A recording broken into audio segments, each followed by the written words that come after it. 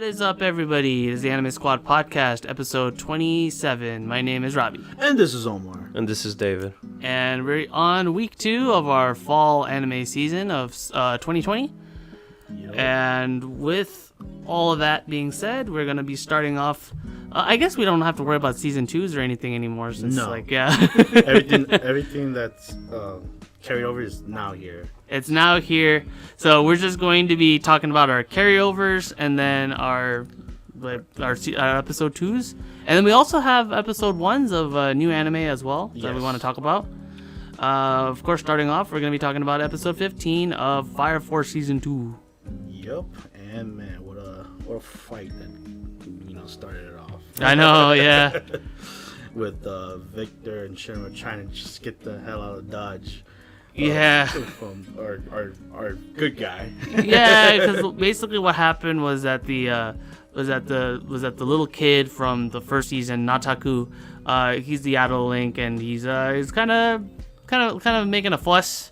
His arm is going crazy, and that triggers the alarms and everything. So, as the black smoke and everything is just kind of like enveloping everything, Victor clocks one guy and gets access to the comms that's communicating inside, saying like, "Hey, Shinra, come on, let's go, let's get out of here. We've been compromised. Let's get out."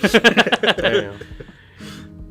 And they get out. They get the hell out of Dodge, and the rest of the the squad comes in, rolling in deep, and they see this little puppet in the middle of the road, and they're like, "Hey, is that a little puppet?" And they're like, "Just run it over, it's all good." And I didn't think, and they didn't think either, that little puppet is super strong. It just lifts us up the truck. Yeah. Just like out of nowhere, but good thing that the truck is part Spider-Man. Yeah. able to kind of what you call it? Like swing over, yeah. Adjust the landing. Mm-hmm. Basically. Because they got lift up in the air, and then to behold, this little doll is controlled by somebody.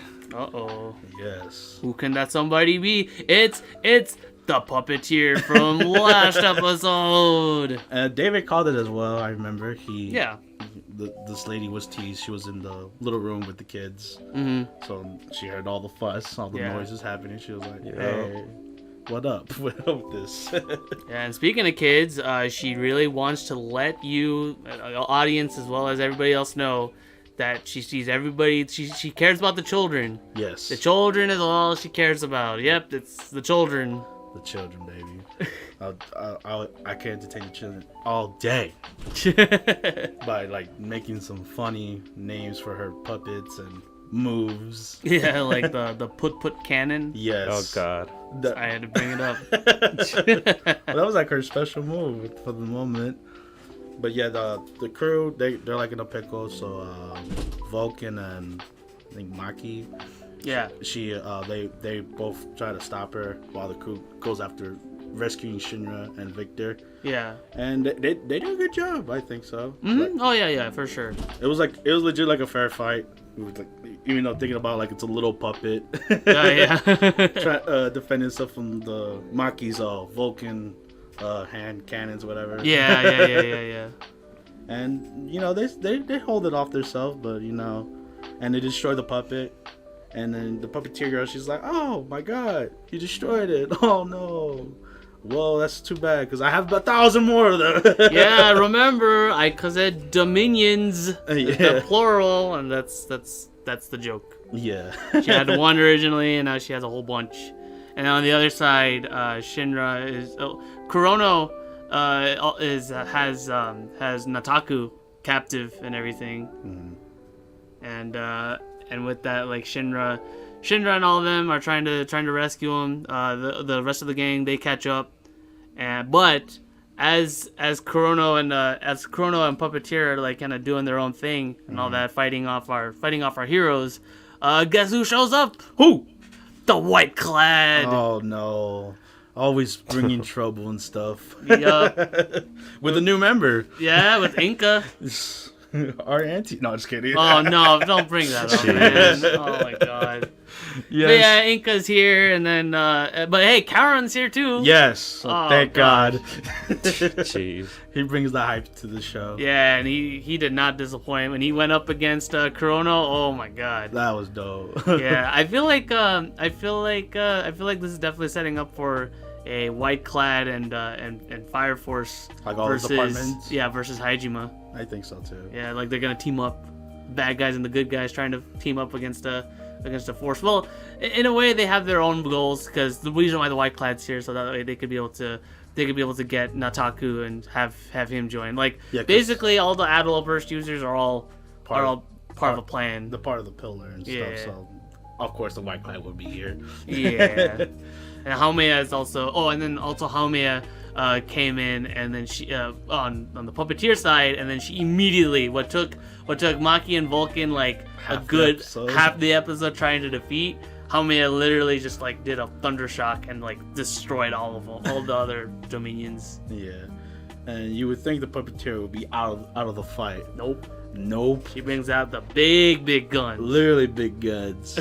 She has her own little sequence and everything. Her own little launch for her. Yeah, like a giant mech or something like that. Yeah. It has like a launch sequence. You see the bolts like popping in and all that. Oh my God. Yes, and yeah, I can't. That's where they stopped with their fight, and I think that was the end of the episode. Yeah, they showed off the giant Dominion thing, and then that was the end of the episode. So. Yeah.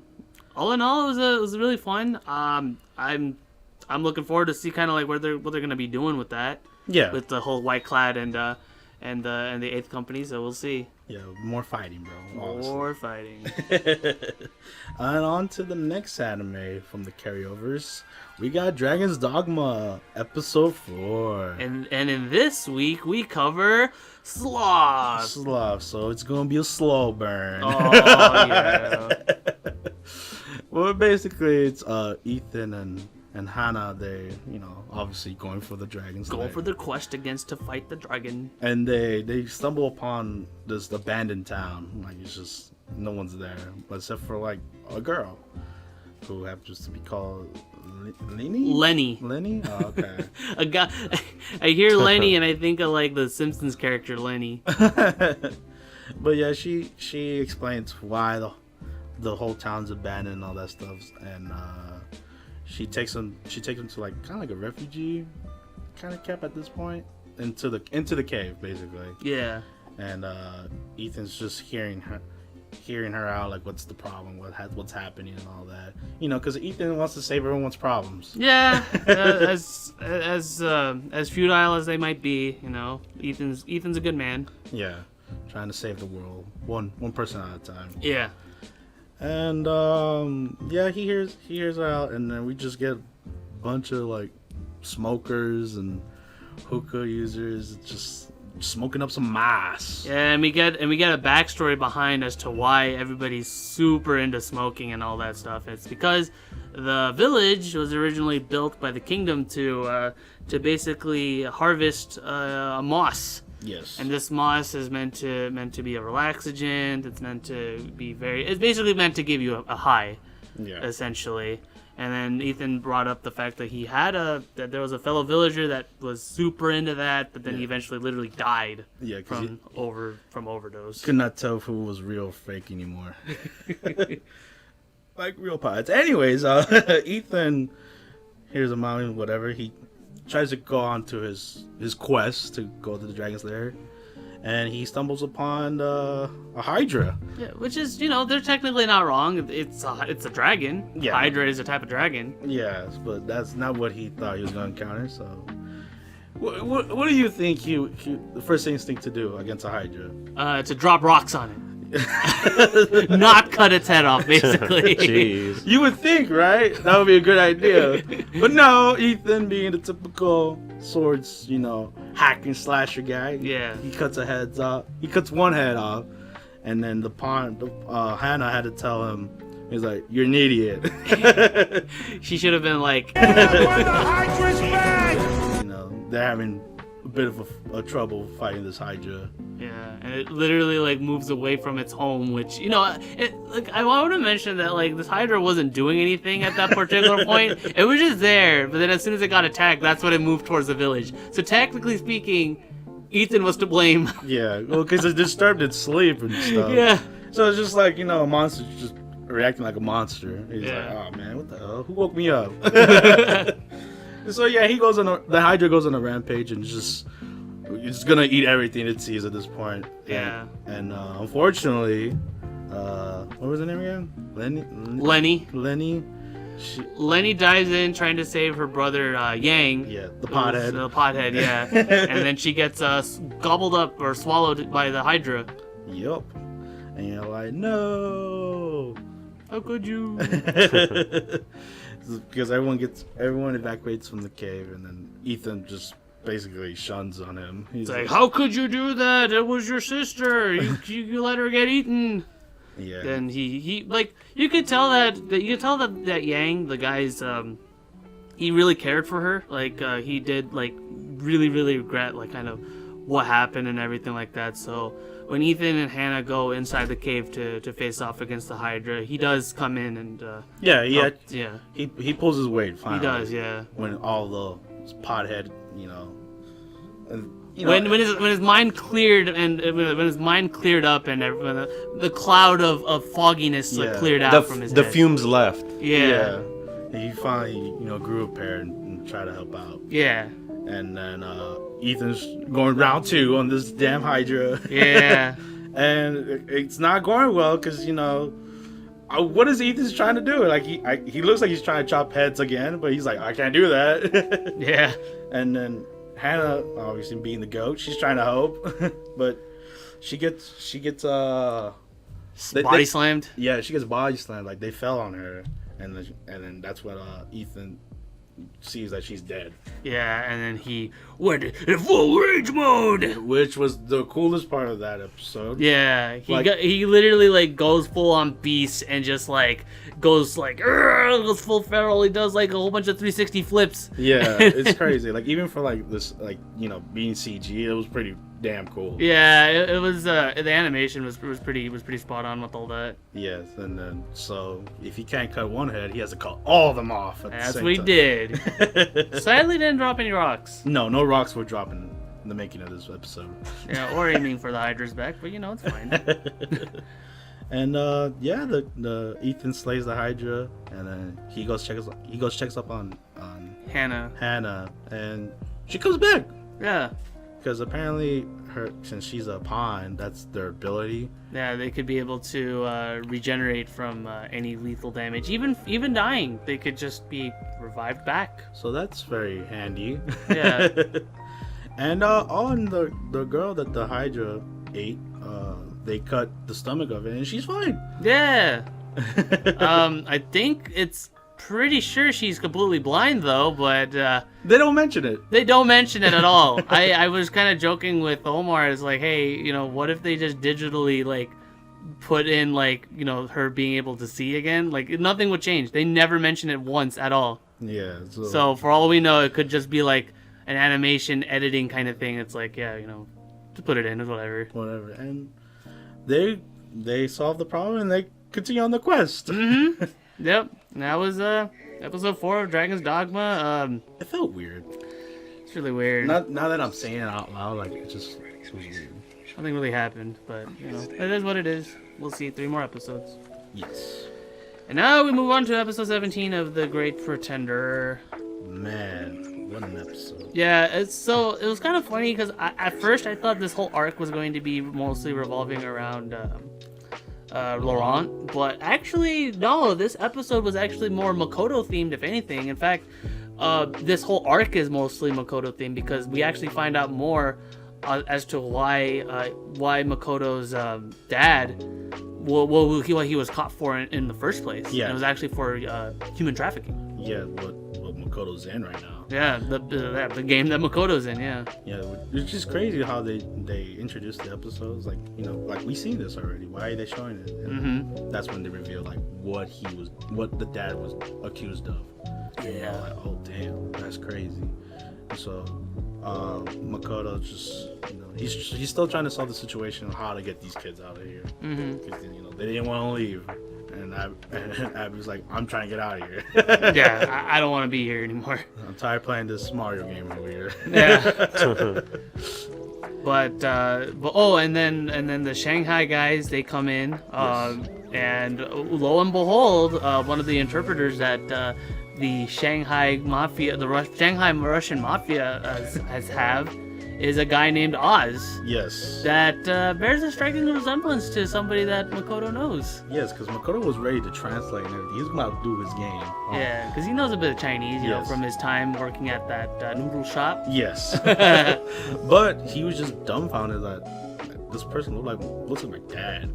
Yeah, wait a minute. Yeah. So he's the whole time when they're doing the negotiation, he's just keeps staring at him. It's why do I have this feeling? That's rage. Yeah, this anger inside me. So he does go in. He tells the dad, and he confronts him about it. It's like, hey, why did you leave mom? Why didn't you come visit her when she was when she was wanting you to come over? Like you were released. You had a set release time. Why didn't you come back? And then and then the dad gave his explanation. He mentioned that he was that he was very hesitant in wanting to visit his mom from the hospital, but that's when the Shanghai Mafia picked him up and basically gave him the career that he has right now. Yeah, they gave him a home, and after being in jail and whatever. And the thing that it threw me off guard was this guy's genuine. He wants to get out of here. And for Makoto, he doesn't want to believe him because he's a deadbeat dad. Basically. Yeah. Oh yeah, absolutely. But he sees that he still had the marriage ring on him. So he was like, okay, I think he's telling the truth. So I gotta get my dad out of here too. Yeah. So Makoto decides to bust out not only the kids with force this time. Yeah. So that way he doesn't give him a choice. With force. He does it with Abby, of course, and his dad. Yes. Is now part of getting them out of Dodge. And this time they came prepared the rest of the crew. Cynthia brought over an actual bus. Yes. So, because we questioned it last episode, how are they all gonna fit in that one Prius? Yeah. Yeah, but it worked out though. They drive on over. Makoto gets a nap, but unfortunately... Yeah. And that's what the episode ends, right, Robbie? No, unfortunately... the Mafia... Well, I guess the Japanese, the Mafia guys, they come in and they confront the van, they catch him. What? And it turns out Makoto's dad, Oz, sold him out. Oh no, he's a snitch? He's a snitch. Oh my god. All that sob story of him genuinely wanting to be out of the gang and everything like that, all lies. Honestly, when that moment happened, man, I felt like Makoto, man. Yeah. I felt betrayed, dude. Makoto was literally about just go full on rage mode, and then that's when he pulled out the gun. About to shoot his own son, man. Yeah, he don't care. Damn, what a bastard, man. Exactly, yeah. But yeah, so that's where the episode ends. Oh, legit. Man. So man. We were all hooked. We were like, should we just watch another one? Yeah, but we're keeping it to the once a week status, especially for this week. Yes. We got a lot more to go through. A lot more anime to talk about. And of course, that ends all our carryover anime. We're gonna be moving on to our next one. Yes, and the next one is Fly Me to the Moon. Fly Me to the Moon. Episode 2. And now our beloved married couple of NASA and the girl Tsukasa. Yes, they're trying to adjust to the new marriage life. Yeah. And they're like, well, now that we're married, I'm moving in with you. And he's like, wait, what? Where are we gonna sleep? Like we're gonna share a bed, of course. And it's like, NASA has the high school mindset. Is like, oh my god, I'm gonna sleep with a girl? No way. How are we gonna sleep in the same bed? How am I gonna do it? Am I gonna hold on. With a girl? With the girl? Yeah, exactly. No, his wife. His wife. That he keeps forgetting. Yeah, he keeps forgetting her. We do. And so, because, not too bash on NASA. He is a smart kid. Yeah. He's just, he fell in love. Yeah. And so he puts two and two. He's like, what if I get a futon? Like for her, so she could have horse From the Don Quixote store of all things. And yes, they go on a date. Yeah. They go on what he said, shopping and everything. Shopping with her, and, they're both having a good time picking out futons. Yep. And it surprised me too in the episode. NASA's very informative about futons. Yeah, Like, he knows a lot. like- Like memory foam versus feather versus all that stuff. Cotton. And I thought it was cute. I was like, I'm glad that his smartness is still with him. Mm-hmm. And He didn't lose it in the truck crash. And she picks out a very cute futon, and she's testing it out, and she's like, hey, why don't you test it out with me, NASA? And he was like, oh my god, I can't do that. That's the whole reason why I'm doing this. I don't want to be in the same bed, woman. Yeah. And they try to sleep, and obviously being the first night, it's awkward because married couple and stuff. Mm-hmm. Yeah. So they decided, you know what? Let's just do the whole separate futon thing. Like, Yeah. I stay in my bed, you stay in your futon, all that stuff. But then the later half of the episode, it's like he overreacts too much. It was it was literally like she puts her hair, Tsukasa puts her hair in like a double bun. She's like, whoa, No double way. bun, whoa. What's that for? And then she's sleeping. Oh, she's sleeping. Oh, the best one. She's breathing.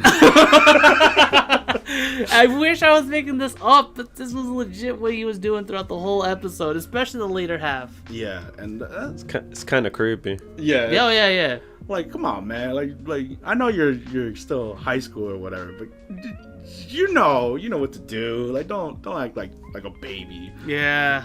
But I think the funniest thing was when because she sleepwalks apparently or something. Yeah. And she's also very messy, so her double buns come undone within the first 20 minutes or whatever. yeah, and then the forbidden sin for me is she grabs, because she's uncovered. She's when people sleep, they like to be uncovered or covered, whatever. Mm-hmm. But she's fully uncovered, and then she's sleepwalking and stuff. And she takes his covers, man. I was like, why? He doesn't even take it back. He's just I guess. shivering. I guess if it's for love, I'll go ahead and stay here. Oh. I think that was the funniest part of the Yeah. episode. And that's it, right? That was it. Yeah. That was literally the whole night compared to the literal life that we spent. We only spent one night. Yeah. That was it. And him just overreacting everything. Yeah. It's ridiculous. So I want to. So before we bring up and what we thought of the episode and stuff, I just want to say that I was completely right with last week. Oh. I said that this is a pretty fantastic start to this. I just hope they didn't blow their load too early with that first episode. I was completely right. They did, because oh my god, there was so much meandering going on and so much overreacting. With a lot of other anime, it's you see this a lot, and it's sometimes just a minor thing. For this is the main theme of the whole anime that we've been seeing for the second episode. Like I said, I don't think this show's for us. No. This is not our target demographic. No, the anime itself is not an issue. Yeah. Yeah. Everything's fine, but I feel like it's not our demographic. It's not for us. Is basically what we're trying to say. Yeah, for us, if you're young adult, 13, 14, 15 even, this is still in your area. Yeah. Because you're just hormones kicking in. Hey, But man, if you're it could grown be high- men it- like it could- us, It could be high schoolers too. No, that's right. yeah, middle school, high school, that's a good That's the good rounded target number. demographic. Yeah. But yeah, you're, like Robbie said, if you're like us, in our 20s, you're like, come on, just do it already, Do something. Yeah. So it's moving to. We're gonna be moving on away from this anime. Yeah. So, Yeah, so further. instead of giving it the 3, We're dropping it. We're Two. dropping it, and Two. this is gonna be a recurring theme because given with how much anime we have, This is a decision. This is an executive decision that the three of us made to turn the fat, basically, to focus on stuff that's like really, really interesting and also not burning us out. One more thing. You forgot to talk about Raid. Oh, Raid Shadow Legends? No, not Raid Shadow. No, King's Raid. Okay. Yes. So before we move on, speaking of cuts, so we're just gonna cut it. We're cutting King's Simple, Raid. easy. Yeah. Yeah. So we're just cutting it. We're done. Yeah. With that show. Right. Yeah. So we're done with that one. All right. Next. And on to the next anime on our list, we got Sigurdrifa, the plain girls, and they start off with like celebrating their big battle after their 1 hour episode. Yeah, and there's a huge party that went on, and we also got to find out a little bit of Claudia's backstory. With, Claudia's dad and her dad being a huge Japan nerd. Yeah, like for samurai and the Japanese culture in general. The honor and stuff. Like, typical Japanese enthusiasts. Yeah. Oh yeah. So when she comes to this base is not what she pictured. No. So she asks the girls, "Is this normal in Japan?" It's like, "No." And then I think the red hair girl, I forgot her name. She's Sono. Like, she's like, "Nah, it's just our base. It's just us. we just like to be humble. We just like to party and all that stuff. Yeah, so. we wacky bunch. We whack. And it's cute, but all the girls get together and they just get to know each other more. They introduce themselves again, and an attack happens again, man. Oh man, and this time it's force fielded. Yes. No one can enter. No one can get in or get out. Yeah. And then there was a scout party that was sent in there, but they were stuck. They were like, "Oh no, we can't let that scout party die. We gotta go save them. So they all plan hands an on attack. deck. They plan an attack. But how are we gonna get through if the shield's not going through? Well, there's a park. It has an underground passage. Bam! That's what we're gonna do. Hell yeah! And they Top Gun that area. The other scene I was thinking of was like in the Star Wars films, how like when they fly into the core of the Death Star. Oh yeah. I was thinking of that too. Episode 6 in particular. Yeah, you're right. You're right. When they're like in a chase or whatever. Yeah, when they're being chased by TIE fighters That's and stuff true. like that. That's a good point.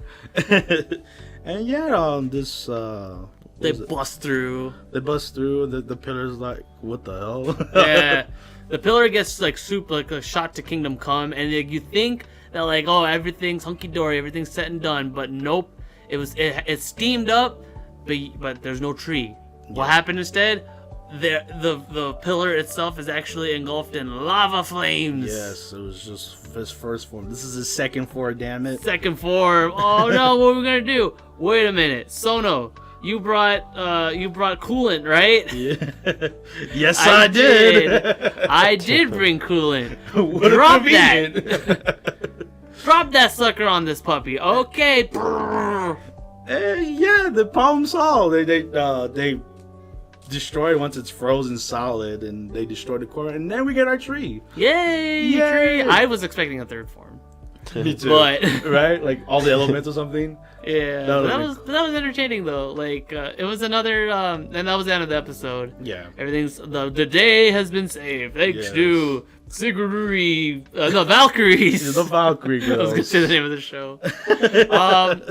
Great episode. It was more dog fighting action against these monsters. So all around, good stuff. Yeah, very solid. But like, it reminded me of the first episode. Yeah, which isn't a bad thing because the first episode had some solid action and everything like that. So, the chemistry was pretty good too, and all that stuff. And... So hopefully, the third episode changes the pace. Yeah. We'll see. We'll see from there. Yep. And then next episode of anime we're going to be talking about is Assault Lily Bouquet.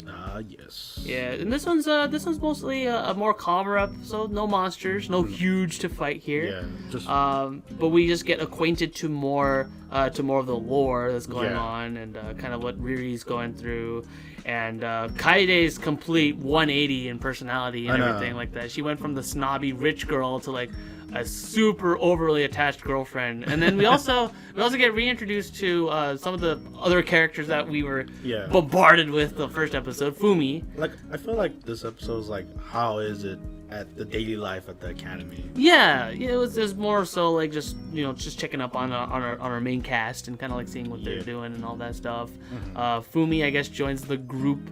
So I think the main trio, I guess, from what I've seen, was Riri, Kaede, and Fumi. Yeah. And then we also we get more insight on like how the weapons work and everything like that. The magic runes. That's that all that stuff. Inscripted and very detailed. That was just very cool. Yeah. I don't know who has the time to do that. But anyways. Yeah. And I think Riri, she was talking about how she wanted to be excuse me for butchering this name. Is Scrutin Angel? Scrutin Angel or something like that. Yeah, it's German, so. And it was like the big focus of this episode, like how she wanted to be a Scrutin Angel with Yu. Yeah.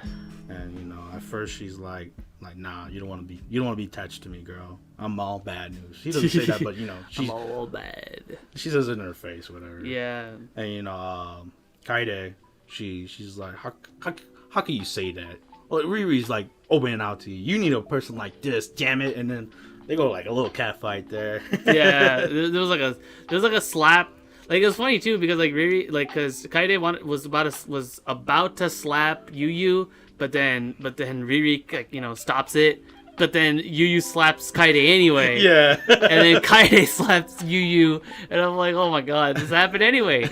I know, it's funny. Yeah. But Yu, she just gives in. She's like, all right, I'll be your Scrutin Angel. Like, why not? Like, it sounds like a good idea and whatever. Well, not a good idea. You're gonna see that it's not worth, being with me. Yeah. Mm-hmm. Oh yeah, you're right. Thank you, David. But yeah, and she's like, oh yeah, she's still excited because she said yes, damn it. Basically, yeah. And I think that was it, right? That was the end of the episode, yeah. We want to mention this right now that we are also not continuing this anime due to. Yeah. It's a good anime, honestly. I think between like Assault Lily Bouquet and everything like that, it's a good show, but there's some qualities and stuff that is not for us, I guess. Yeah, I mean, I think the thing that kind of gets us is like we have two shows that kind of similar. They're very similar to each other, yeah. Sigururi and Assault Lily Bouquet, and they can kind of bounce back to back and stuff between like kind of the similarities and stuff. So we wanted to kind of trim that right there. Yeah, we just decided to pick which one was we could see more like what it could potentially have. Mm-hmm. So we picked Sigururi. Yeah. No offense to Assault Lily Bouquet, but it's just what it is. Yeah, I think it's still a good show. Like, if you for sure. Keep on watching it. Go ahead. Nothing bad with it. It's just this is our decision. Yeah. Unfortunately, and that's the end for that. And at the end of that episode, we're gonna be moving on to episode 2 of Standing on 1 Million Lives. Oh damn. So it was kind of funny the way the anime started. The way the episode started was like. It was a flashback? Yeah, it was. But I didn't realize it was a flashback. I'm like, wait a minute. I was looking at it, I was like, wait, wasn't the mage, wasn't she dead already? Like, what happened? Yeah. Like, wasn't she eating or whatever? Yeah. And then, we get back to, the present time, and we're like, our main guy, he's like. Yotsuya, yeah. He's grinding. Yeah, he's doing some much needed level grinding for his farmer class. and then he noticed that she died. Yeah, Kusue, the warrior, she died. Yeah, and he was like, what the hell? Yeah, so and then he notices that the whole village itself was on fire, and that the quest that he was supposed to be taking was being tampered with. Well, not really tampered with, but like more so that it was it was in danger. Yeah, So he goes into the village to kind of check what the hell's going on, and then he tapped onto the logs that basically shows you all the past stuff that's been going on. Yeah. And he notices that he got to see kind of what Kusue's deal was and how she was actually physically ill in the real world. Which is why this is basically her escape. Finally, some actual backstory. Yeah, some actual backstory with like the characters and stuff. Yeah, and I think if I remember correctly, like when she's in the town, some kids were getting eaten, right? Well, they were going to get eaten, but then she moved herself, in so that way she could protect them. But then she was getting tossed around, and then eventually she does get eaten. Yeah. Which is why even though she got killed, she's still not reviving. It's the same as Shinoda as well. Yeah. It gave me that same vibe where what was it? Eren pushed Armin. Yeah. It's both getting eaten and stuff, but Yeah. They'll come back. Yeah. But yeah, that triggers our MC, and he's like, "Damn it! I was level grinding, and this happened." Yeah. And I think he encounters the troll itself. He does encounter the troll, yeah. The troll is the troll apparently he observes that the troll abilities is to kind of hop around like a frog, and he goes and he sees the goblin, the one goblin that he wasn't able to kill completely because I thought the goblin was gonna get in reinforcements, so no, it was there just wandering around, and he kills it, and it turns out. It gave him the level up he needed to actually change classes, and then the game master shows up, does the wheel. I think the thing was funny where his voice like changed. His voice changed. Yeah, the game master. Yeah, and I don't know if we mentioned this last episode, but like he doesn't end his sentences. Yeah, he kind of like he has a tendency of speaking his sentences, but like ending it on the last syllable, before the last syllable, which is weird. Yeah, it is weird. But yeah, so he spins the wheel, and our main character Yotsuya gets the chef class. Oh yeah. Which at first he was like, "No, oh my god, all this for nothing. Why couldn't I be a soldier? Damn it." Yeah, but hey, thankfully though, that gives him access to knives. Yay! And with the knives, he was able to pinpoint all the muscles and tissues of I think if I remember correctly, it said the C-class monsters and below. Yeah, which is perfect. Which is perfect for our boy here, because he's gotta fight the troll. He could see it, everything, and he notices, okay, I'm gonna go cut the stomach. So as the troll was hopping and everything like that, he aims for the stomach and slices it open. Yeah. And like the troll himself is like, "Oh no, yeah. I'm losing blood and everything." And chunks comes out, and then the chunks kind of like evaporate, and then it regenerates to our two party members. Yay! Yay! They're alive again. But then they kind of start dying again because they kind of throw themselves at the troll, trying to weaken it as their strategy. Yeah. And it looks terrible. It was kind of funny too, because you see like a passage of time, and it's like almost day. It's almost sunrise too, and like they're like, "Hey, at least we're dying less often. That's cool." But then that's when Yotsuya realizes, like, wait, he's still bleeding from the stomach. What if I jump inside of the stomach, make more slashes inside, and then weaken it more? And then, Shinoda, you're good at wind magic. Just cover me while I do, like, you're gonna do your thing while I go do this. So he goes in, cuts him, and then as our main character dies again, that's when Shinoda was able to kind of get to sneak up behind the troll, aim for his head, and then literally inflates it like a balloon and pop his head and everything. And then that's how our heroes defeated our threat. Yay! And since they defeated the troll and completed the quest, they were able to level up, and the game master shows up yet again. Yay. To basically answer the third question that Yotsuya had regarding kind of like what the whole purpose of all this was. And it turns out he was able to request a vision of what was to come kind of like what leads up to them doing what they're doing. And it turns out it's because the real world, Tokyo, is going to be invaded by a huge dragon that Yotsuya and his party are going to have to prepare for to fight when the inevitable day does come. D-Day? D-Day, yeah. And then our party, and then after that our party goes back to the real world, and no time has passed at all. Like literally, Yotsuya was still writing on the chalkboard from the first episode, and Shinoda and Kusue were just still talking to each other, like on the table and everything like that, and at the classroom. And yeah, that's when basically where the episode ends. Yeah. So Kusue, Yotsuya is walking Kusue home, and then we like, okay, cool. Gotta prepare for our next encounter, which they predicted that's gonna be a few weeks from then. Oh, okay. So they have a few weeks to prepare for whatever their next task is gonna be, and hopefully get another party member. Yeah, 'cause from the opening, kind of spoils it. Yeah. The opening shows off a couple of party members already, so we're gonna see.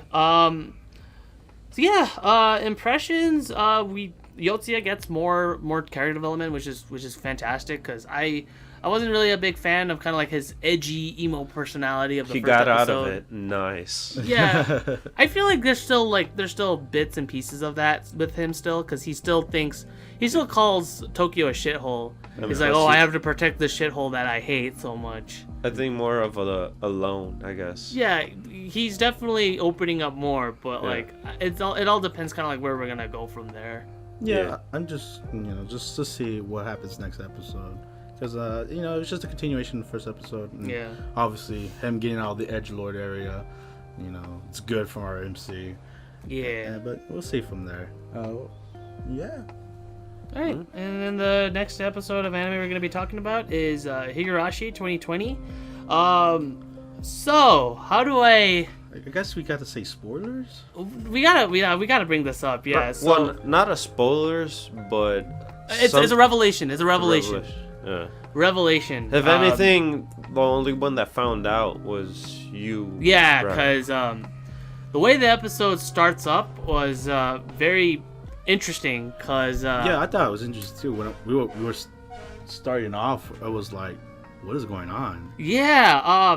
Because I saw this and I'm like, wait a minute, I don't recognize this at all. What's going on here? Yeah. They show a character that like has any formal introduction at all, named Hanyu. Yeah. And she mentions how her sacrifice and stuff, how she's like trapped in this dimension and stuff. Rika talking about like time loops and stuff, and that's when I realized, wait a minute, this is a sequel. Oh, what? It's not a remake? This is not a remake. This is a sequel, meaning that the first 2 seasons of Higurashi, Higurashi Kai, has already happened. And when I heard Robbie's reaction, I was like, oh no. Can it also be a prequel? No, not really, because Rika, I guess... I don't know how to bring this up, because like it's weird, because we were expecting a remake, and I give kudos to the show hiding the fact that it's like a continuation. Yeah, because no one knew. This was not advertised as a continuation at all. They literally said. To tell you the truth, I thought whenever we saw like a little glimpse of death or like stuff like that, I thought it was like, oh, this is what you're gonna see. Yeah, exactly. Yeah, that's what I was thinking too, honestly. Yeah, I mean, because the first episode did show like some hints that like, not hints, but like basically foreshadowing that our main character Keiichi is doing his hacking and slashing and stuff like that. But it was, I interpreted, like everybody else interpreted, as like, oh, this is gonna be a flash forward of kind of like what's to come, because that's literally what the original was kind of doing too. But it turns out this was another time loop. So anyway, so we're gonna be. Should we talk? No. I don't want to. For all of you guys, for all you guys out there at home, I don't want. We decided to not talk about this anime because this is going to be heavy spoiler territory, and I don't want to rob any of you guys of kind of like what Higurashi's to come. So unfortunately, due to us finding out kind of what this is. More like Robbie. Well, yeah, me, because. Well, I'm glad that Robbie brought it up because if it was just me and Omar. Yeah, we would've so been we're kept on going. Yeah, so we're not going to Trust be me, talking... it's not the only time we've done that. Yeah. Yeah, so we're not going to be talking about this anime any further. Nothing bad with it. Honestly, in the future, I would love to do a retrospective and then hopefully maybe come back to this because Higurashi is a fantastic series and all of you guys should watch it. But from what we've seen in the second episode, do not skip. Do not skip the first 2 seasons of Higurashi because this is a continuation. It'll give you a lot of context. Yeah. Because when we watched it, I was lost as hell. Yeah. So but yeah, so that's that. We're not going to be continuing. It's an emergency drop. We're going to be moving on to the next. What? Oh. Yeah. Yeah, we're going to be moving on to the next anime and episode 2 of Dragon Quest Daibouken, Dai's Adventure. Yes. Dai's Adventure. Yeah, and it's continuing on with that fun, fantasy world, and where like the princess meets with Dai, and insulting him for his short size. But they explain why they're there. They're like, yeah, we're just trying to do a ritual in your island for the Earth God. Yeah. And we heard that you are good with monsters because you're friends with them. You could be our tour guide, basically. Mm-hmm. And Dai's like, man, this girl made fun of me. Yeah. I don't want to take her. Come on, man. And then obviously the little shaman guy is like, yeah, Brass. He's like, go do your job, man. We have to help the hero and the kingdom as much as we can. Yeah, so they're off to the little quest to go to the ritual, but something's amiss. Yeah, something's lurking in the darkness. An assassin. Wait. The guy tells the dude to go follow the princess. The guy tells the dude? The one with the little... the master, right? Yeah. You talk about the master? Yeah, the Greek Roman dude looking there. Yes, okay, so basically the princess Leona, she has a retainer. Yeah. And the retainer mentions that for the master, for Brash to stay behind and everything, so that way Dai could go ahead and take Princess Leona forward to the ritual grounds. Yes. That was the main reason why they decided to come to the island itself, is because the ritual grounds, they wanted to perform the rituals, the princess rituals and all that stuff in the island. Yeah. And in order to get there, Dai, was basically forced to show them like where they're gonna go, all that stuff. And they made it. They made it fine. And then Leona even gives Dai a knife. It's really weird because like the way they showed it off, I was like, "What the hell? What's going on here?" It was a cool knife too. It was like it almost kind of looked like a sword. Oh, the reason why is because he doesn't know magic. Yeah. Yeah. So it's he's like, bound to every spell in the book, but he doesn't know how to use magic. Yes. So that's why she gave the knife to him. Yeah, to basically protect herself. Yeah. But little did we know, the feeling that we had, like, oh my god, what's gonna happen? Yes. Foreshadowing. It's still around. Oh no. It's still around because an assassin comes and uses the capsules. Yeah. To release an evil scorpion. Like, no. And then at first, I would have thought the same thing. Leona, she's like, hey, can you tell your scorpion guy to calm down? And he's like, no, this guy's not on this island. Yeah, this guy's not from the island. He's not my friend. This is Evil Scorpion. His name is Evil Scorpion. Yeah, so this scorpion doesn't work. Yeah, it literally slices all the guards and stuff. The like, henchmen. That was pretty. Henchmen. It was pretty gruesome, bro. Yeah, there was blood and everything. Well, I think it might be a kid show or whatever. But like young demographic, like you see blood, you're like, oh damn. Yeah. Sliced him and everything like that, and then Leona was also trying to help too, but then she gets hurt. She gets poisoned actually. Yes. She got cut. She got cut and poisoned. Yeah. So we're like, oh no! And since Dai don't know no spells, he has to ask, the little guy, the shaman guy. He's like, oh, because he has his golden slime friend. He's like, go ask for help because I need I forget what spell he says. Quelch. Squelch. Yeah, Squelch. Yeah. He's like, I need him to do. Oh, we want to mention that Dai also defeated the evil scorpion. I just want to let you guys know. Yeah, he slayed him up. Yeah, he made work of that evil scorpion. Yeah, because it was pretty cool how he did it. Because like he took his time. He was like, all right, let me just try to figure out what his weakness is. He literally like he didn't looked aim for the head though. No, he did not aim for the head. He aimed for the back. Something Ethan should have done. Yes. It's funny because this is another video game kind of adaptation. Yeah, it's funny. But yeah, Dai sends help. Asks for help, and then the guy reveals himself. It's actually the retainer. Yeah. He was the imposter all along. Who would have thunk? Who would have thunk?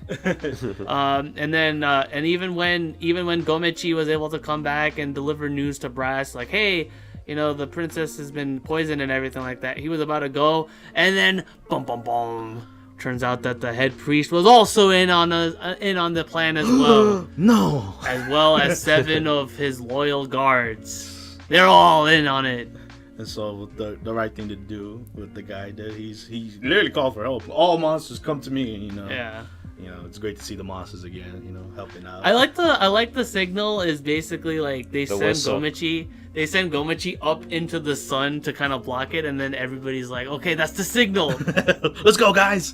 Yeah, but the whole reason the priest or the retainer dude did this because the priest wanted to be the next king. The next king. Yeah. Yeah, he wanted to be the loyal. He wanted to be the next in the royal bloodline. Yeah, because if Leone is out, he's next in line. He's next in line, so say. that's what he wanted. Yeah.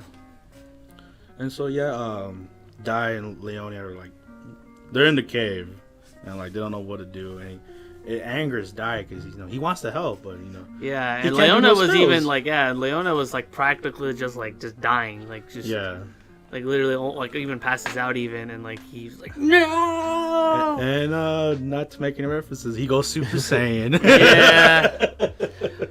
He goes Super Saiyan. That was funny when I said it though. Yeah, David called it. He's like he won't go Super Saiyan, and then he legit does.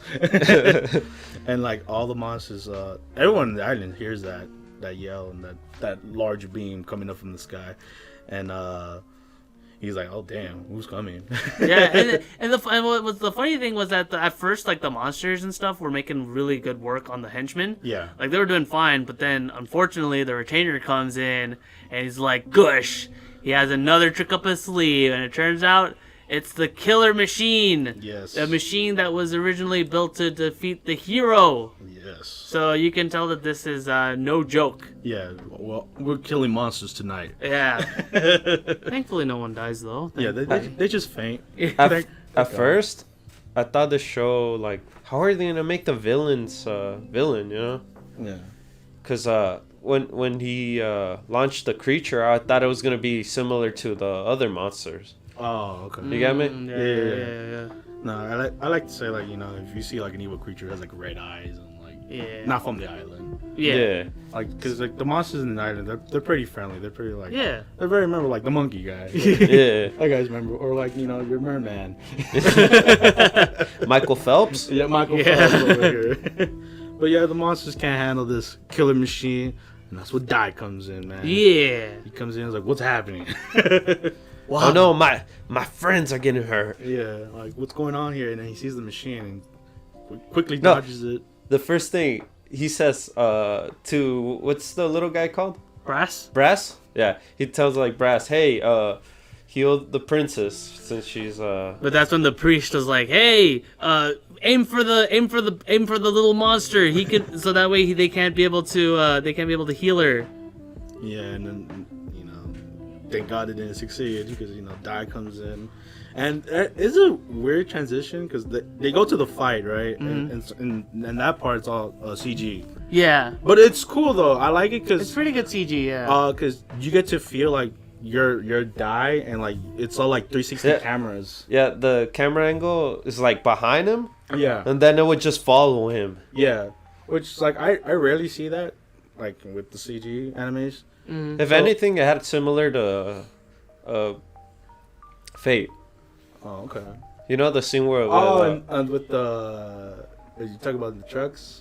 Yeah. And like the freeway with the assassin. Yeah, because we would get the 3-dimensional. you're right. Yeah. Okay, that's a good reference. Yeah. Cool, David. Cool. That's what the show brought up to me. I was like, oh damn, this is going. That's a good reference. Yeah. Or like Tarzan. You know the Tarzan scene where he's on the, what do you call it? On the vines? The vines, yeah. He would do the 360 spins too. But good references, man. But yeah, that's what they reminded of. But it was cool to see. You know, it threw me off at first, but I was like, oh, that's interesting. Yeah, interesting how they did that fight.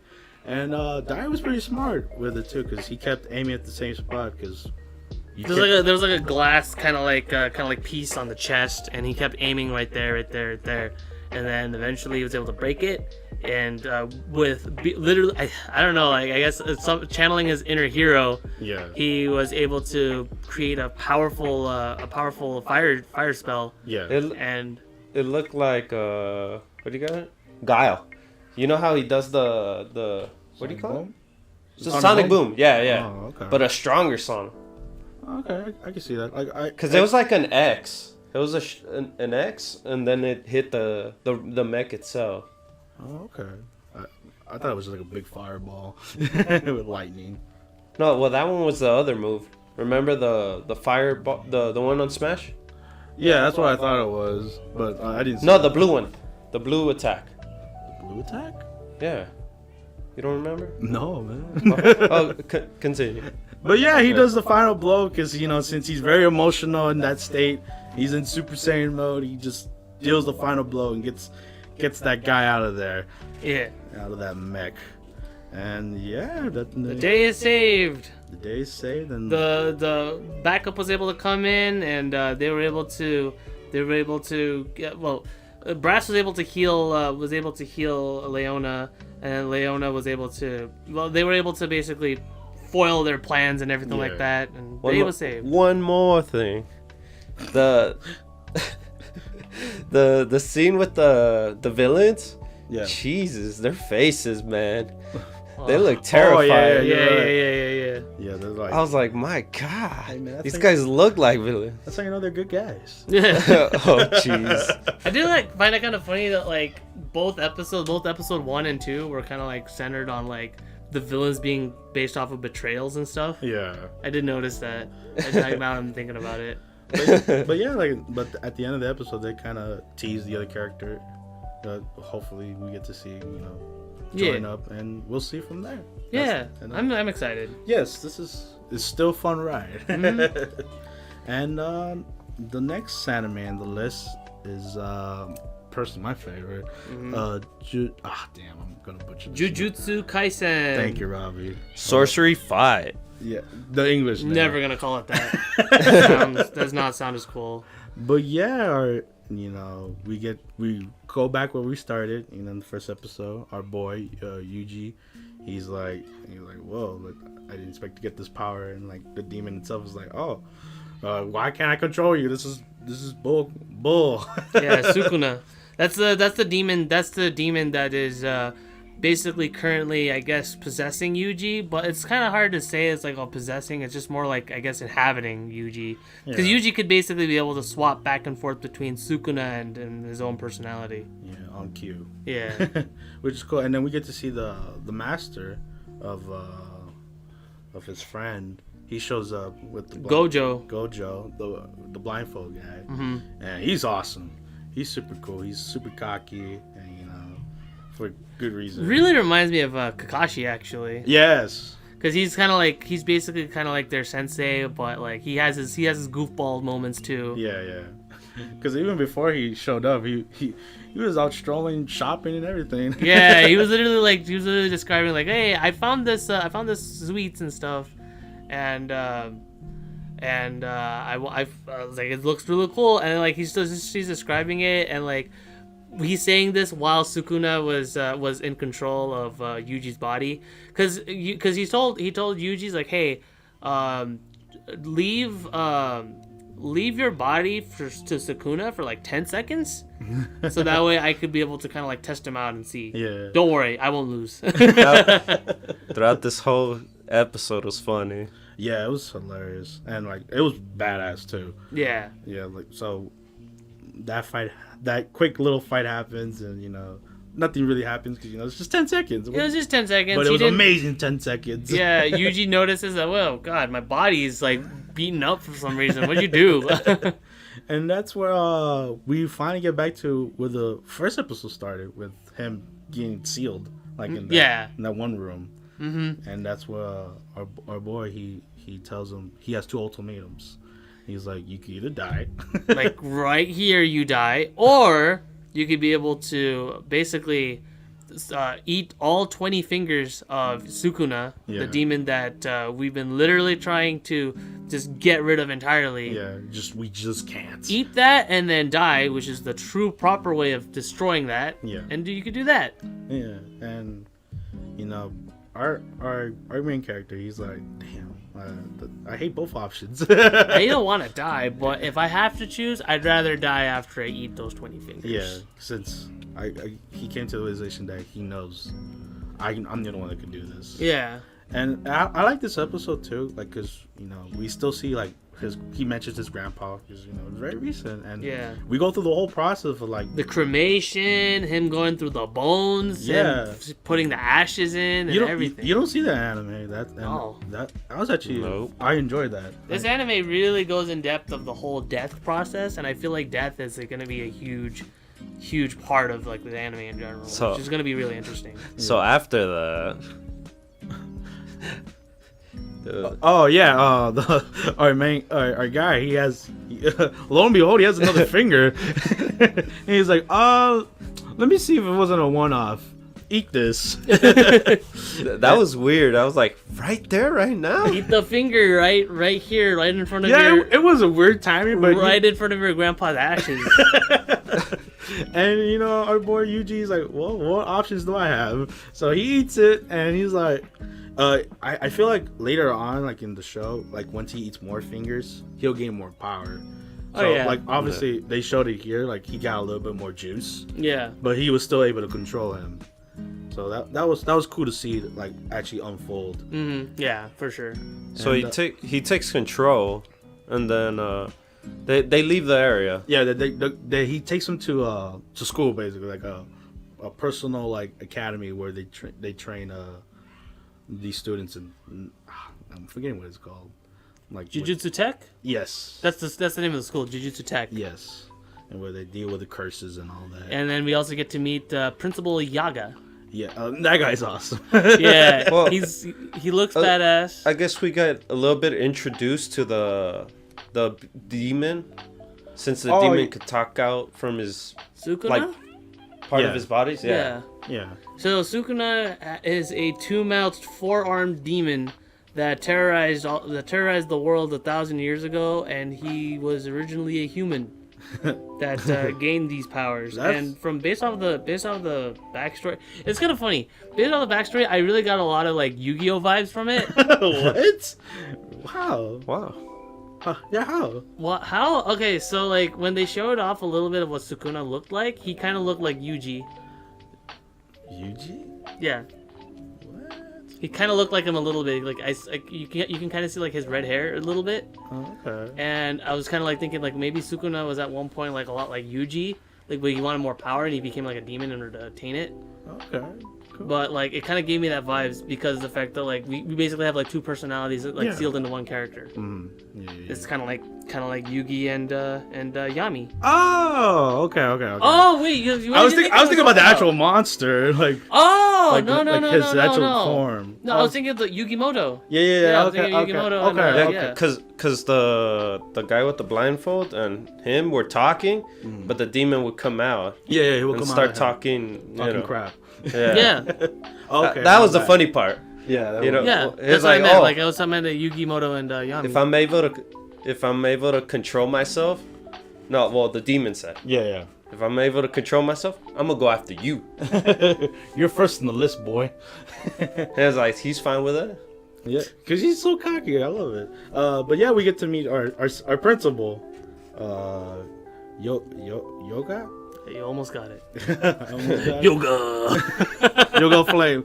Anyways, Yaga. Yaga. He's a very interesting character, to say the least. He looks very serious until you see what he's doing. He looks badass. Like, he has the shades, he has the clean cut and everything like that. But then you see he has all these cute stuffed animals that he's stitching together. You see. Yeah, it threw me so off. I'm like, what is he doing? Does he have like a secret side business? But he has an ability which is actually being able to give life to these dolls. Yeah, which is very creepy. But funny for this moment, because when he wanted to test Yuji, like, why does he want to be here? Mm-hmm. He literally puts a soul in one of these dolls, and the green one, yeah, the green little dude. Honestly, he steals this episode for me because all the reactions and him fighting, like this doll fighting him himself, is hilarious. He hits hard and then like he taunts real hard too, and like one of his taunts was literally like him like showing off his butthole. Yeah, he literally just points at it and everything. It was he's pretty much being an asshole. Literally.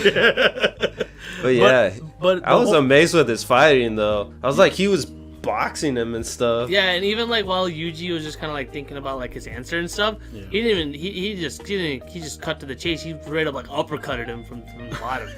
I was like, whoa, don't mess with that doll. Yeah, but it was to test him what like his real purpose. Like, why do you want to do this? And like it literally knocked him out of him to say, the full truth. Like, I don't want to be the one that reads the news like, oh, I could have saved them, because he's the only one that could possess this demon. And the only reason he was able to say it is that he got the little dog thingy in a chokehold. Yeah, he had like a submission. Yeah, which is funny when you think about it. That was and then we also get sort of introduced to the next to our female lead, pretty much. That's an opening. And can't wait to see how she's like. Yeah, character. And that was the episode. Fantastic so far. Again, it's just bringing it in. Yes, very very good 2 episodes, and I'm still hooked. Yeah, I'm hyped. I'm honestly legit hyped to see kind of like what we're gonna see so far, and and I'm looking forward to it. Now to start with, I think at this point it's like all new anime. Yeah, all new anime. It was really weird because like again like this whole season is just like split between episodes ones from last week and this week's episodes ones. Yeah. So it's gonna be kind of weird. So we're actually going to be more announcing kind of what episodes they are. Yes. But yeah, we have more anime to bring you. And then all that. To start off the new anime of the continuing the new animes, Yuukoku no Moriarty. Yuukoku no Moriarty. Thank you, Robbie. Yeah. I appreciate it. No problem. Episode 1, and if you just hear the title itself, you know that this anime is about James Moriarty. Yeah, William James Moriarty, who is a nemesis of Sherlock Holmes. Yes, and we get to see how Moriarty solved crimes. Yeah, which is very unconventional. To say the least. Yeah. Before, I also want to mention that the designs of the show the designs of the characters here are very, very Bishonen. So William James Moriarty, if you're used to what he usually looks like in the novels and stuff, throw that out the window and into the garbage can, because he's very much a pretty boy. Very pretty. Yep. Very pretty Moriarty. And they just they solve a case involving a man that's for the longest time we were just calling Dracula. Yeah. And he's a predator that hunts down little boys. Yeah, because that's his thing. That's his thing. Yeah. And Moriarty was able to solve the crime and figuring out who he was and all that stuff. He was able to give food to one of the boys that knew one of the victims and stuff. And it's interesting how he unfolds this case, itself, like how he gets to one point to another. And you know, if you love your mystery animes and crimes, this is pretty interesting. Yeah, it seems like they're trying to set up a formula of the week. Oh, and also how they ended it was also really weird, because like usually Sherlock Holmes, he books them, he lets the police take him away and all that stuff. Justice serves. Not Moriarty. Oh no. Nah. So this bad guy originally would, like, when he captures the kids, he would tie them up in a chair and then immediately just dissect them with like a knife, it's basically a slasher villain. Yeah. So Moriarty gave him a taste of his own medicine and brought the dad of his most recent victim. Yes. And gave him a knife, and he just says, "Hey, I'm just letting you know, this better last as long as my one cigarette." He smokes that one cigarette away, puff, puff, puff, and the dad comes out, full blood, and did the deed. Own justice served. Own justice served, yeah, not with any of the cops, and that was a very interesting. And it kind of gives you the tone of the whole, like, how the anime is gonna solve play their out, cases. yeah. definitely an interesting style of justice. Yes. And unfortunately, we're not going to be continuing this anime. It's fun, but I'd say it's probably in the same vein as kind of like it's kind of like a mix, I think, between Tonikaku, Kawaii and Higurashi. Yeah. Where it's kind of like, if you get the source material with the Sherlock Holmes characters and all that stuff, you're gonna have a fun time. Mm-hmm. Unfortunately, none of us, me and Omar, we have some familiarity. We know the Holmes name and like where he's from, but like actually like knowing the source and how he solved his crimes, no, we don't know. Yeah, and also doesn't seem like, I feel like demographic wise it's also not for us, because this is very much more like, you know, a more suited for women and everything like that. With the pretty men. Yeah. So we're not going to be continuing this. So if you guys want to check it out, you guys can go right ahead, but unfortunately we won't be giving our thoughts and opinions on the show any further. Yeah. Dave, you have any last words to say about this one? Well, don't know anything about this, what do you call it? Of Moriarty? Yeah, James Moriarty. Nice. So it didn't interest me as much. Okay. At least with this episode. Yeah. So unfortunately we're cutting it, but if you love crime, mystery, that's the one. Like, I was just thinking, like, if you like crime, go right ahead. And to inverse that with a show that's very much very, very cool and interesting, I think, for everybody, is the anime Adachi to Shimamura. Yes. And it's very, very cute and wholesome. Yes. All around. Like, you can tell that this anime is a shoujo ai anime. It's not full on Yuri, like, let's say Citrus, but you can definitely tell that there's, like, you know, girls love and everything like that. It centers around or being best friends. Yeah. Super best friends. Who knows? First episode centers around the two main characters, Adachi and Shimamura, how they met and everything. And there's a lot of ping pong too. Yeah. Which is I guess because, like, since they're at the school, they're ditching because they're a bunch of delinquents. Oh, but one's in a delinquent. Yeah. Which is Adachi. Yeah. It's really interesting too, because, like, from the trailer, I originally thought this is gonna be like a ping pong anime, because there's a lot of ping pong, and it's definitely same goes for here to this episode as well. But no, it shows how they met, and Shimamura is pretty, well, I wouldn't say popular, but she has her own cliques of friends. Yeah. Which is between Hino and Nagafuji. Who are her friends, and she passes by Adachi. Yeah. But then slowly they get to know each other, and and Adachi one day gives I was gonna say Adachi gives Shimamura a ride, but I guess Shimamura technically gives Adachi a ride. I don't know. It's weird. That's her fault. That scene was really weird. Because they were supposed to go home, but Adachi, I guess, wanted to give a ride to her, but Yeah. but she wanted to go home first, Yeah. which defeats the whole purpose.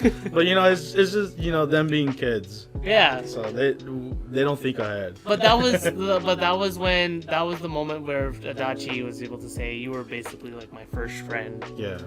So that was really sweet to see, and all around it was like this anime was just very like I like the designs, I like the this like kind of like where this is like where the story is going and everything like that. And then all sprinkled throughout the episode, we also see this astronaut. Yeah, which that we don't know anything about. Yeah, it's so mysterious, so weird, but it just makes noises. But they hinted that on the end of the episode, like they see the astronaut itself too. So hopefully, a little info what this astronaut's all about. But it's very interesting. Like it throws me off. Like it's a very cute, wholesome anime, and then this astronaut shows up. It's like This show in general, it's really good to look at. Yeah. Yes. Oh yeah, very gorgeous. I was about to mention that. Yeah. Yeah, it's it like the character designs and like just the backgrounds in general are just so beautiful to look at. Like it is. Like, even if the anime was, like, nothing but fluff or anything like that, again, we can't really tell because it's only the first episode, but even if the anime was just fluff, this is going to be really pretty fluff to look at, and you can tell that this is going to be, like, pretty lighthearted all around, and I'm looking forward to watching more. Yeah, I like the sequences where I went from full screen to widescreen, yeah. Widescrreen. That was really cool, yeah. And I also I like because like Great Pretender, like this anime colors pop. Yes. But in a different sense though, because with Great Pretender, like the colors and everything were more sharp and like very bold. With this one, it's still colorful, but it's very more soft and like very pastel-esque. Like a lot of like soft colors, which definitely fit the tone of the anime more. Yeah. Then like Robbie said, like it's very pretty to look at. And yeah, that was the first episode, and basically our impressions. Basically our impressions, yeah. Again, sorry to like kind of like make this kind of like a clip note, but it was basically kind of like what the anime was. It's really light on like overall story content, but like it gives us kind of like the main gist of kind of like what the anime is. Yeah. And yeah. There's still a mystery to it, like especially with the astronaut. Oh, with the astronaut, yeah. But like it's cute. Your final thoughts? Oh shoot! Well, actually, no, we don't need to worry about Moriarty. Yeah, right? we dropped it. Yeah, that's basically our rating. Yeah, that was our rating. But we dropped it. Yeah. Oh yeah. So Adachi to Shimamura. I thought it was solid, man. I loved watching it. Like I said, colors popped and all that, and just to cut it short, give it a 7 out of 10. Shoot, that was the exact same one I wanted to give. I'm a 7 out of 10 as well so far.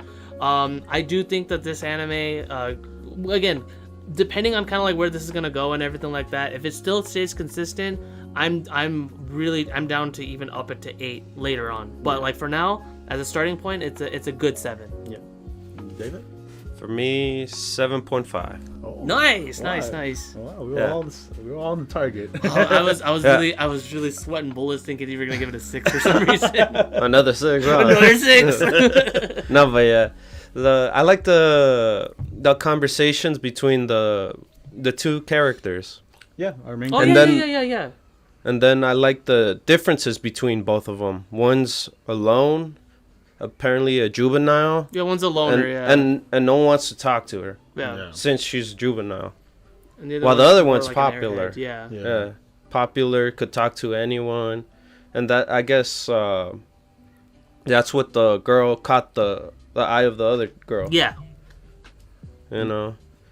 Yeah, so. And we'll see what happens. Mm-hmm. I want more development on both of these girls. Yeah. Hopefully the girl changes. Mm-hmm. Yeah. And also the astronaut. We need to figure out what's going on with that one.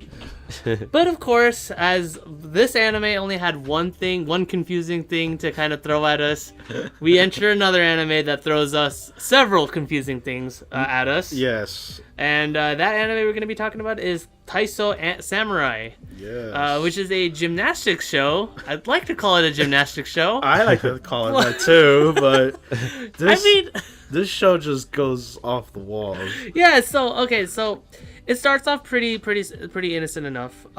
We see here an aging gymnast failing at basic swings around a pole, and his daughter was there, and she saw him fail and everything. And his coach comes up and says, "You know what?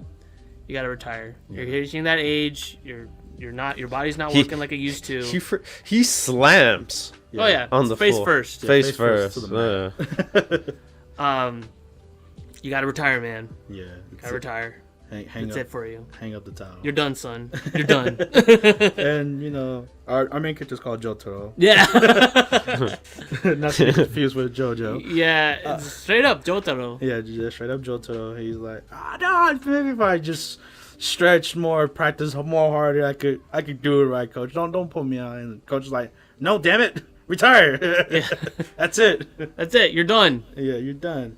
And he comes to the conclusion like, yeah, I should retire. And it sucks too because his daughter Rei is super like just into watching her dad perform, and she's really invested in his gymnastics and everything, and she's just all around just super bubbly. Yeah, so it's gonna be terrible for Jotaro to break the news to her. Yeah, that he's retiring. So it's also revealed here that he is a single dad. Yes. His wife unfortunately had passed away a few years back. Yeah. And and then we're also introduced to another member of the family. Oh, jeez. We had to talk about him. Yes, we do. Big Bird. Yes, Big BB. So Omar, tell me, what do you think of Big Bird? It's a weird bird all around. I just don't like the color choices they pick for this bird. Like, I get it's supposed to be a South American tropical bird, but it looks weird. It looks ugly, to be honest with you. Oh, But doesn't it have like a heart? Or yeah, it has a heart on his chest. Yeah, it has a heart like a Care Bear. Whoa. Whoa. But it's I'll see if he grows on me later on the show. But yeah, Big Bird shows up and ruined my life. And Omar's being nice here with the Big Bird. He's been saying so much slander to this poor innocent bird. Yeah, but Jotaro brings up the idea. It's like, hey, let's go to Ninja Land. Since she's so into ninjas. Yeah, so that's the thing that we forgot to mention. But like Rei, the daughter, she's really into ninjas and just ninja culture in general. She's a huge nerd for ninjas. Yeah, which is fine for her to be a nerd. 'Cause, it looks adorable for her. Yeah, and so Jotaro, being like the great dad he is, he's like, hey, let's go to. I keep calling it Ninja Land. Let's just call it Ninja Land. Ninja Land, okay. So they go to Ninja Land.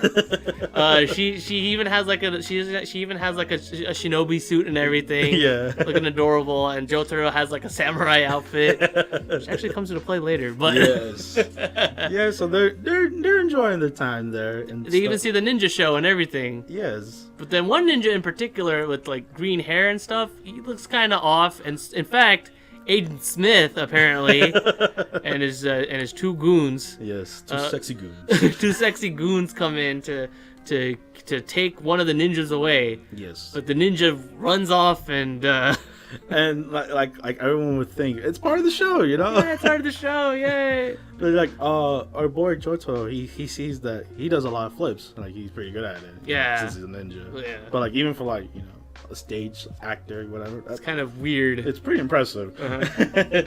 And yeah, the ninja like literally like Runs away. runs away. And leaves the girl and Jotaro just like, okay, that was a weird ending, but Yeah. whatever. And then they go back home for the day because the Ninja Land closes and everything. They take the train back. They go home, but Yeah. it turns out the green-haired ninja that they saw run away before followed them. Actually, also us, the audience, knows about it because you know who else finds out? Who else? Big Bird. Oh my god. Yes, Big Bird does notice a weird ninja in the back. I was kind of upset that the girl tells her to quiet down, and he just freezes. Oh yeah. Yeah, that's kind of like a shtick. Like when he gets like commanded to like stop it, like he just makes a pose. Yeah, and then but then the ninja goes into the bathtub and like literally like as like a ninja is breathing through a tube, and then Rei finds him, stops the tube, and And he's just like, "Ah!" and apologizes and everything. Turns out the ninja is actually not Japanese at all. No, he's like a foreigner. He's a foreigner, and they were trying to deport him. The Agent Smith and his 2 sexy goons were actually, I guess they were customs, I guess? Yeah, we can say that. Work at the airport. Yeah, they've been chasing him for suits. years. Anyway, yeah, they're trying to deport him, and that's why he needs refuge. And the person that the ninja goes for refuge is Rei's grandma, which I presume is basically Jotaro's mother-in-law. Yeah, I think same so, hair too. color and everything like that. So yeah, so she says yes.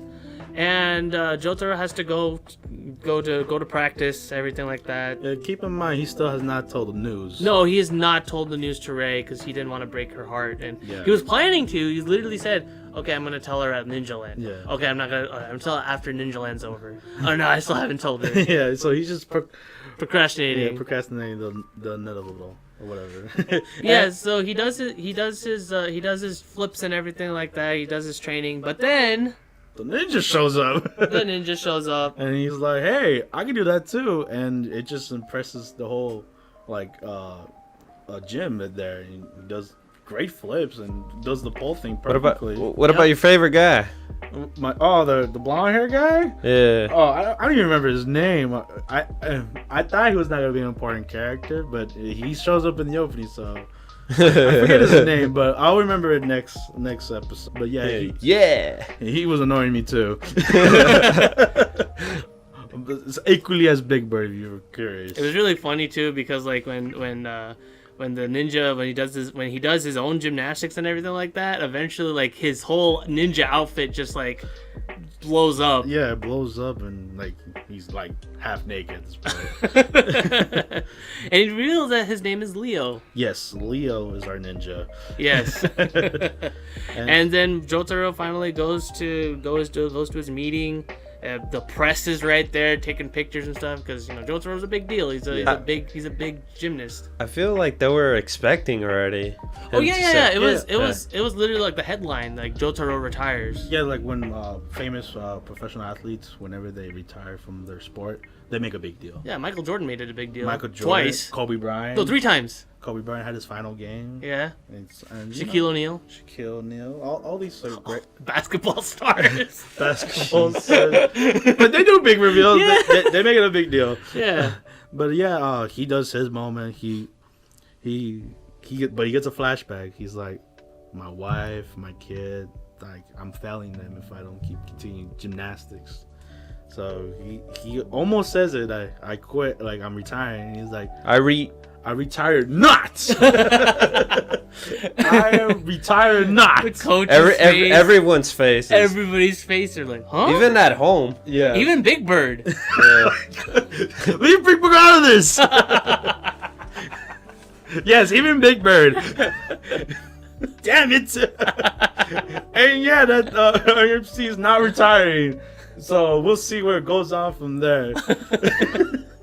And that's the end of the episode. That's the end of the episode. Damn it. Your first impressions. Yes, okay. I really enjoyed this anime. I fell in love with the theming of the show. I love the main character. I love the pride and joy that is Rei. I love the samurai Leo. Oh, not samurai, sorry. Ninja Leo. Ninja. And you know what else? Big Bird. I love Big Bird. Oh, damn it. So, all in all, I'm going to give this a 7.5. Oh, nice. I'm really looking forward to see kind of like where this show is going to go, and just got to wait and see. Like it is about gymnastics. Yes, it is. But it's very campy though. Yeah. It's a very campy show. You're going to see a lot of comedy in it, but you're going to see the heart too. And that's what I'm really looking forward from this anime. Okay. For me, I came in a wrong mindset. I was expecting like a serious take on gymnastics, the real greedy. Oh, kind of like a welcome to the ballroom kind of thing, but with gymnastics. Yes, with gymnastics, and I didn't get that. But to my surprise, I still enjoyed the first episode. Actually, like Robbie says, the characters are very lovable. Mm-hmm. Like I don't love Big Bird, but maybe later on in the show, I'll probably grow to enjoy him. Not the guy though. I find him annoying. I bet you Big Bird's gonna pull off some amazing things. Watch. We'll see. But yeah, the characters are enjoyable, and I like to see where it goes from here. What's the goal now that Jotaro's not retired? Like, what is he gonna do now? That was another thing I wanted to mention. That like, I love the fact that like you have this retiring athlete that I thought was gonna be like kind of what do you mean to the coach. He's not retired. No. That's what I thought. Like his waning years basically. No. Yeah. And I thought that they were probably gonna make him into a coach, but no, he's like he's still front and center. Yeah, like screw that. Yeah. But yeah, I love to see like where it goes from there, which caught my interest. So, for me, I'll give it a 6.5. 6.5. I'd love to get it higher, but Big Bird kind of jumped down. Oh my god. What about you, David? To me, in general, I enjoy the Jotaro and the little girl. Ray. Ray, yeah. Hopefully, I want more for Jotaro to succeed. Oh since yeah. he's the oldest character, I guess so far compared to the ninja. Yeah, compared to Leo, yeah. Yeah, Leo. So hopefully he pulls out the grind, starts working out more. Yeah. Since he's old, the older person, Yeah, So I want him to succeed, more. And my rating for this show will be 7. Oh, but right in the middle. I would have been there with you guys, but there was a Big Bird. Jeez. Why do you hate Sesame Street so much? Big Bird scarred me. It's Sesame Street. No, I'm just kidding. But yeah, that's the end of that anime. Yeah. And we'll continue on with another new one called Majo no Bitabi. Tabi. Or is the English name called Wandering Witch, The Journey of Elena, Episode 1.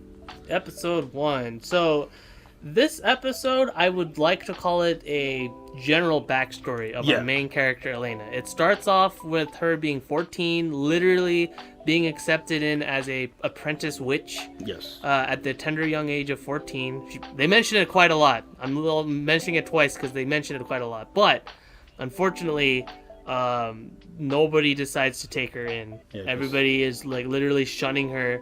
They don't want anything to do with her. But while she's traveling to find a master to basically tutor from, she meets up with a carefree big sister type of witch. Reasons why is because she's too young. Yeah, she's too young, and they don't want anything to do with that. Like she's like the next, protege or whatever. Basically, yeah. Which is kind of odd. You'd think that like you want to capitalize on that, but I guess they maybe like in the witch world, like that's not a good thing. That's not a good thing. Yeah, it's like, oh, why is she so powerful this early? But yeah, but thankfully though, Fran, like I said, the big sister-esque witch, it's kind of carefree and everything.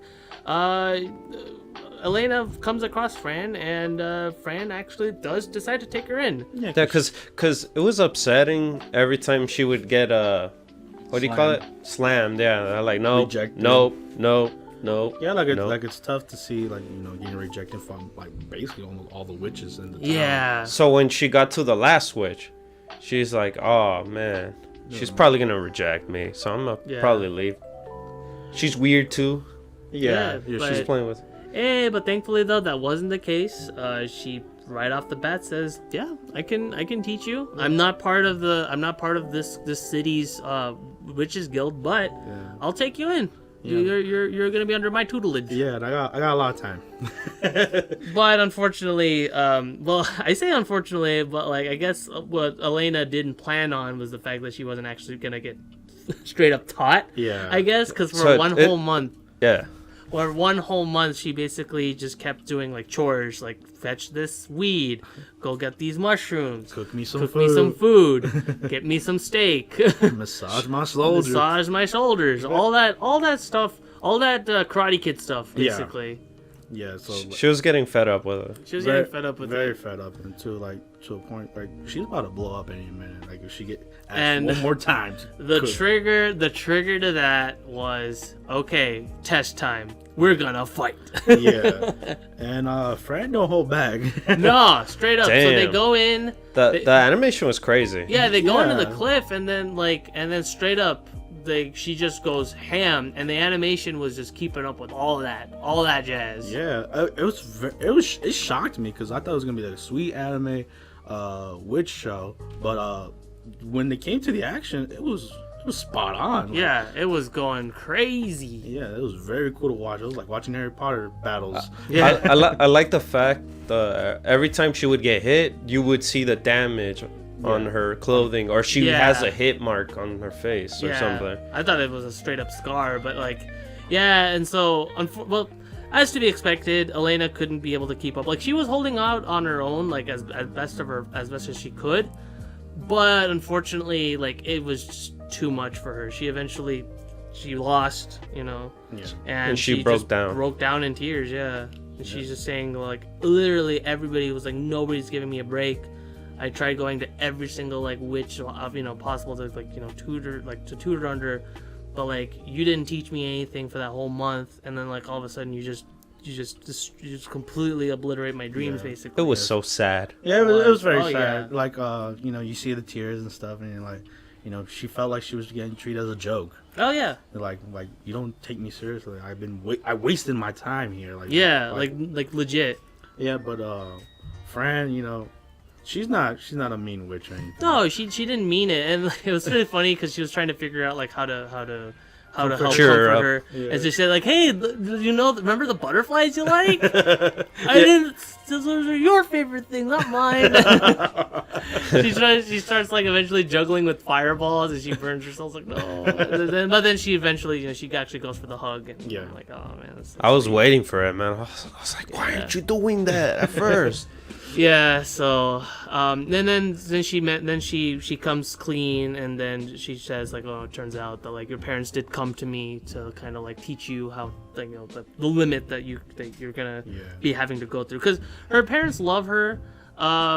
They care for Elena very, very well, but they said like, hey, it's gonna get tough out there. Yeah, you're gonna need to know what's gonna happen. It was basically a good life lesson for her to know, because she's at a young age, already at that level. Like most witches take forever to get there. Yeah. So she's like, you need to know like real world like right away. Like, yeah. Since you're already so good, like you gotta know that the real world ain't gonna hold your hand. But then.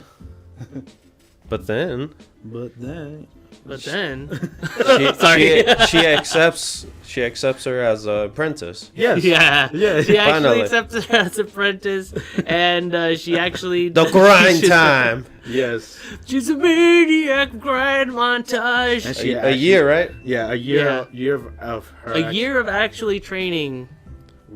From Fran, and The test actually comes in. yes, they duel again. They duel again, and like I like she obviously Elena was able to hold out on her own, and she even uses a tactic where she throws her broom at Fran. I know. And like gets that checkmate. Yes, like checkmate. I got you. Yeah, so yeah, Elena actually passed her exam. Yeah. Sadly, that also meant that Fran is no longer needed here, since because she has to go back to her home country. Yes, they need her. They need her now, and But now she's a full pledged witch. she's a fully fledged witch. She goes back home to celebrate, but then pretty much almost immediately afterward, I say almost immediately, but like after like a couple days or so, give or take, she decides to go out, venture into the world. Dad crying the whole time, but mom being tough. headstrong, I guess being the pants of the house, gives her the 3 rules, to basically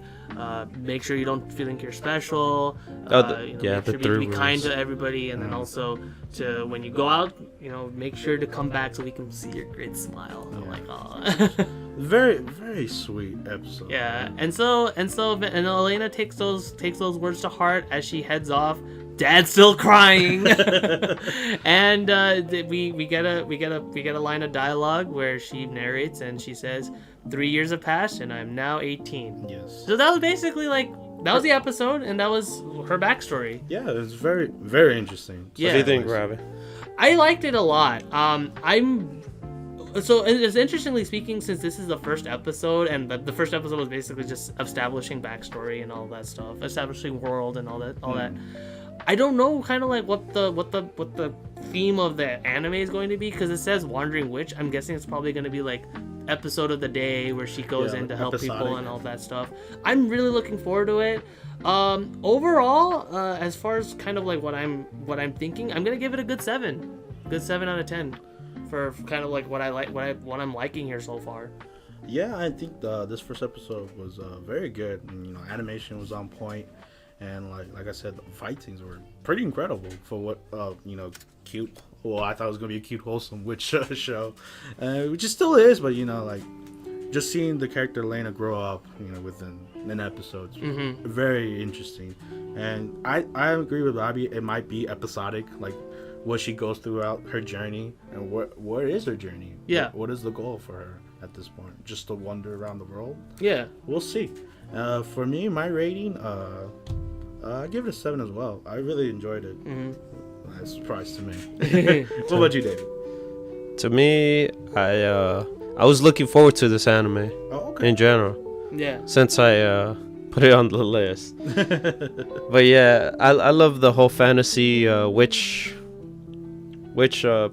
scenarios and stuff like that. It's pretty fun. Yeah. I love it. And I enjoy the character. The animation's amazing. The fighting scenes were cool. And hopefully we see her on her journey. Yeah. Since it's a great start for... I'm amazed. Because we got some backstory, but I was not bored of the backstory. Yeah. Yeah, exactly. It wasn't. I think what it wasn't presented as if it was backstory. Like it was presented kind of like this is kind of what her journey is going through right now. Yeah. Her journey? Yeah, basically. Yeah. Yeah. What's your rating? So my rating is 7.5. Nice. All right. Cool. All right. And now we move on to. Oh wait! One last thing. Oh. We accidentally not watched it last week. It came out last week. But we didn't watch it last week. Oh, yeah, so we're I guess eventually we'll catch up. Yeah. We'll catch up to the anime, but again, because of like how much we have like to cover. Yes. We're only doing one episode for everything. Yeah. We still have a good three more shows, so yeah. Cover as well as news as well, so. Yeah, exactly. So yeah. Time is a crunch. Yep. All right. Next anime. I guess I'll go with this one. Kimi-sen. That's the short title. What's the long title? The English title: Our Last Crusade or the Rise of a New World. Yeah. Episode 1. So right off the bat, I think the most interesting thing about this anime is its world and kind of like how it combines magic with how it combines fantasy with the modern world, because there's a lot of like neat integrations that like it kind of gives me like it's not a copy of anything. I like after like kind of like letting it sit for a little bit and kind of like thinking on it, it's not a combination of anything in particular that I can think of. Like it's not ripping off like Final Fantasy VII or like or anything like that. You know what was cool about it though? I like that there's two sides. And one side focus on magic, while the other one is technology. More weapons. Yeah. But they also have some similar magic, but it's not really magic. Yeah, it's kind of like a weird amalgamation of the two different like elements. Like you have kind of like the witches and you have the soldiers and stuff, the empire and all that stuff, and that's to me that's the most interesting aspect of kind of like this whole anime itself is this world. Now, to go into the anime itself, we get introduced to our MC. Yeah. What's his name? Iska. Yeah, Iska. Iska, and to me he seems pretty generic. Yeah, he you can definitely tell that this is a light novel adaptation, because the MC is very much a Gary Stu, to say the least. He is very, very much like great at everything. Yeah. Being able to do it. But like, to me, I think what it is that unlike Misfit of a Demon King, where like everything's kind of like all tongue in cheek and it's all very obvious that like it's self-aware of how OP its protagonist is. This one doesn't feel like that at all. It's legit trying to get you, the audience, into like, oh man, this is like your self-insert right here. This is you. Will I overcome this battle right here? Yeah. Oh man, what are you gonna do, man? And I think it fails at that for me. like they're very like, when it comes to like tense situations, they're very calm, like, and dandy. But yeah, Izuka to the anime, Izuka was a prisoner because he let one of the enemy go from the prison. So he was like top elite young guy, and they sent him to prison because he broke the rules and stuff. Yeah, but he did something that he wasn't supposed to. But then 1 year passes by, and he's like, you know what? We need you, honestly. We need you in our team. And yeah, so we need you to beat the witches. Yeah. So you got this mission you got to do no matter what. Yeah, and he goes with his crew. Nene and I kind of wish you just kept it as Ned. Nene and Jin, they and another girl, but they didn't say her name. She's 22. Want to mention that? She's 22 years old. Oh, okay. Yeah. And they go off on their mission to find the ice calamity witch. Yeah, the ice calamity witch. And then to stop her. And they get there and they get ambushed at first, but obviously, like I said before, when they get in a tight situation, they seem pretty calm. Yeah, they were able to take it down, but then the not the final boss, but like the boss right before, Rin, the maid, comes in and she kind of causes a ruckus. Yeah. But Izuka, he's not, he kind of knows what he's doing and everything, so he was able to make quick work of her. But then that's when the main calamity ice witch, which we'll be naming Alice. Yes. She has a full name, but here it is. Alice is the short version. Yeah, Alice is the short version. But she comes in with the ice whip and the ice dragon and the ice floor. Yeah. And ices, or at least attempts to ice everything. But nope. She wasn't cool enough to handle Izuka. Oh my god, these fudges. Yeah, these two characters, Alice and Izuka, are pretty OP. They're both OP. Yeah. So they're evenly matched. And then Alice, they busted out a Gilgamesh moment. Summoning swords. Yeah, summoning swords, clashing swords and stuff. And he's all blocking them and stuff, and then all of a sudden he's like, you know what, I'm gonna bring mine. Yeah, exactly. and so they're at a stalemate, and you can really tell the Kirito-ness of Izuka, because he has the two swords. He has one for fighting and then one for magic, I guess. And he has the two-handed technique. Yeah.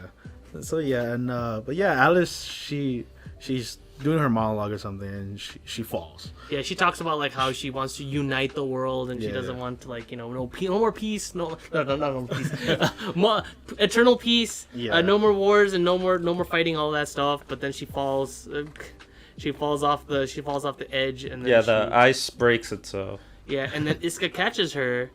And then she goes full tsundere, and then she stays tsundere for the remainder of the whole episode. Yes, from being a badass girl to being a total tsundere. Yeah. And like I said, she stays as a tsundere, even all the way up until she, I guess, gets tickets. Yeah, she goes to her room, she bathes for like a humongous amount of time, and she goes to watch a show too. Yeah. And this show is just so emotional. I need more tissues. Here you go, miss. Here's some more handkerchiefs. Like, oh, thank you, miss. So then after the show, she wants to thank him for it, and then it turns out, it was Izuka all along. No. What that please? And that was the end of the episode. I guess Omar goes. Omar goes first. Yeah, go ahead. Yeah, as you could tell, I was the least enthusiast of this anime. Other than like Robbie said, the world is interesting, but like just like the main character being like blank sheet paper. I put in for my notes. I put in badass piece of white bread. I don't want to go with that. I'll go with that. And yeah, he just didn't seem interesting. The other characters, they seem also one-noted. And Alice, she seemed the most interesting, but after she went total tsundere, I hope she doesn't stay like that. But we'll see. For me, like depressions, it's a 5. It's average. It didn't piss me off. Yeah. And you know what? To follow up on your 5, I too also want to give it a 5 as well. Oh, okay. It's kind of interesting because I was actually expecting you to like be like lower or something. No, I'm like, to me, like it didn't do anything bad. The animation wasn't bad. Like it was just, the animation was pretty solid. It's just other than the world, everything else just felt way too one note. And if I have another point to knock it off for, which I'm not going to, otherwise, it is what it is.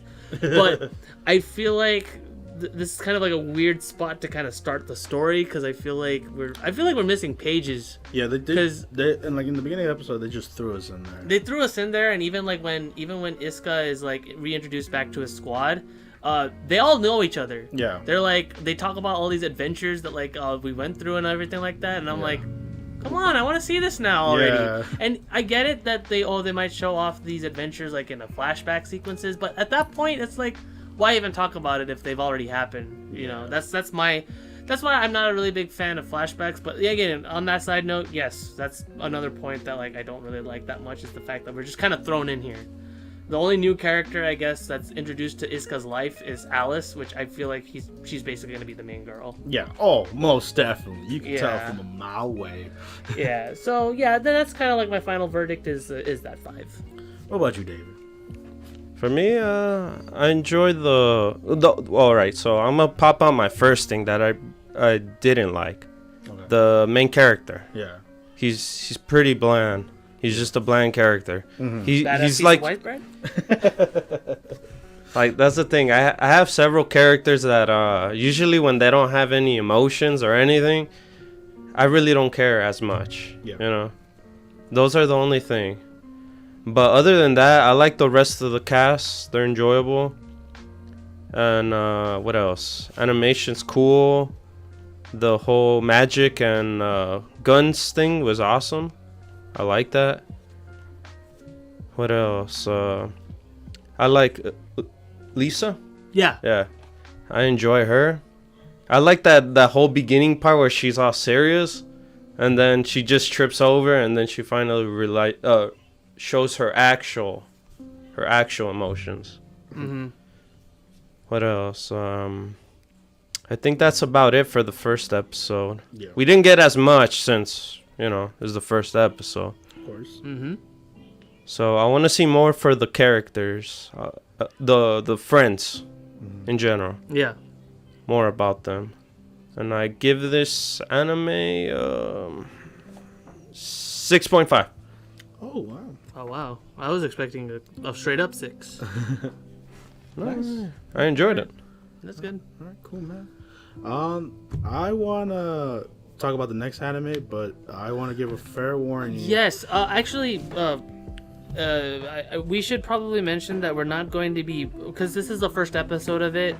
Starting next week, though, we're going to be going on to full spoiler territory for this anime. Yes. So you have been warned. For this anime but next week onward, it's going to be full spoiler. But to keep everything spoiler free, we're just gonna give our general impressions of this one. It's for the anime Talentless Nana. Yes. Basic premise. The story is centered around our main character, Nanao. Yeah, Nanao.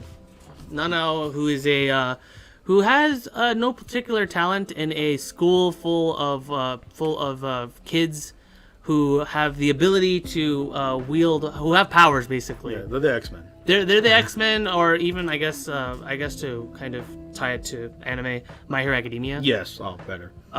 We have like the brash, chunky, fat. No, not fat, but a chunky fire guy, who's like, you know, his ability is fire. You have the cool, pretty boy, ice guy. Yeah. And with Seth Roth hair. With Seth Roth hair, yeah. And amongst like a whole bunch of other, you know, colorful characters. Nano unfortunately doesn't have any particular abilities that he has possession of. But as things kind of like, as this mundane life kind of, you know, continues on, we get introduced to 2 transfer characters. Yes. One whose name what's not the guy's? revealed. Not revealed. In fact, his power was not revealed at all either. Does not want to talk about it at all. Maybe either. they did say his name. I think they did. Oh, did they? Yeah. Oh, yeah, you're right, because they introduced themselves. Yeah. Well, we'll put it on the screen. Yeah. Put it on the screen. The other is a very bubbly girl named also named Nana. Her name is Fuji. What was it again? Put it on the screen. I just got. But Nana. yeah, but like, but yeah. So we have Nanao and Nana. Yeah. And her ability is that she could be able to read minds. Yes. She has mind reading abilities. And I think that's all we can I say.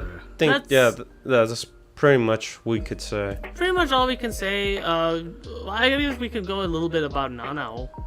Or no. Well, what do you think, Omar, I think about the show? Oh, the show. Like I said, I just want to keep it there because, just keep it there. But the show overall, very interesting.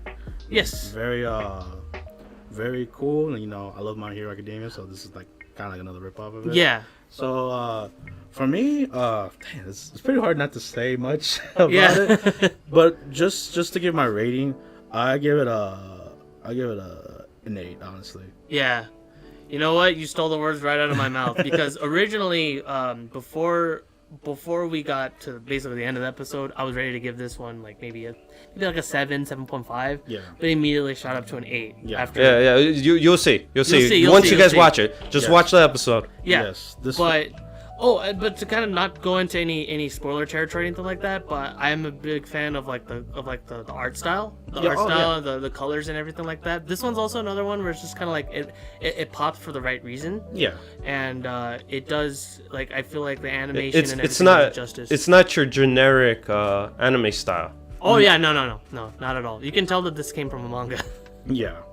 And check it out. It's an 8.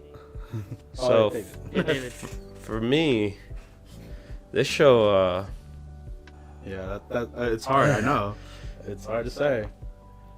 this show's something. I'll tell you that. There's a lot of mystery, heroes, and that's all. I guess. But damn, that ending, woo, Yeah, it catches you off guard. It does, yeah. it sure does. And yeah, so I'll give this an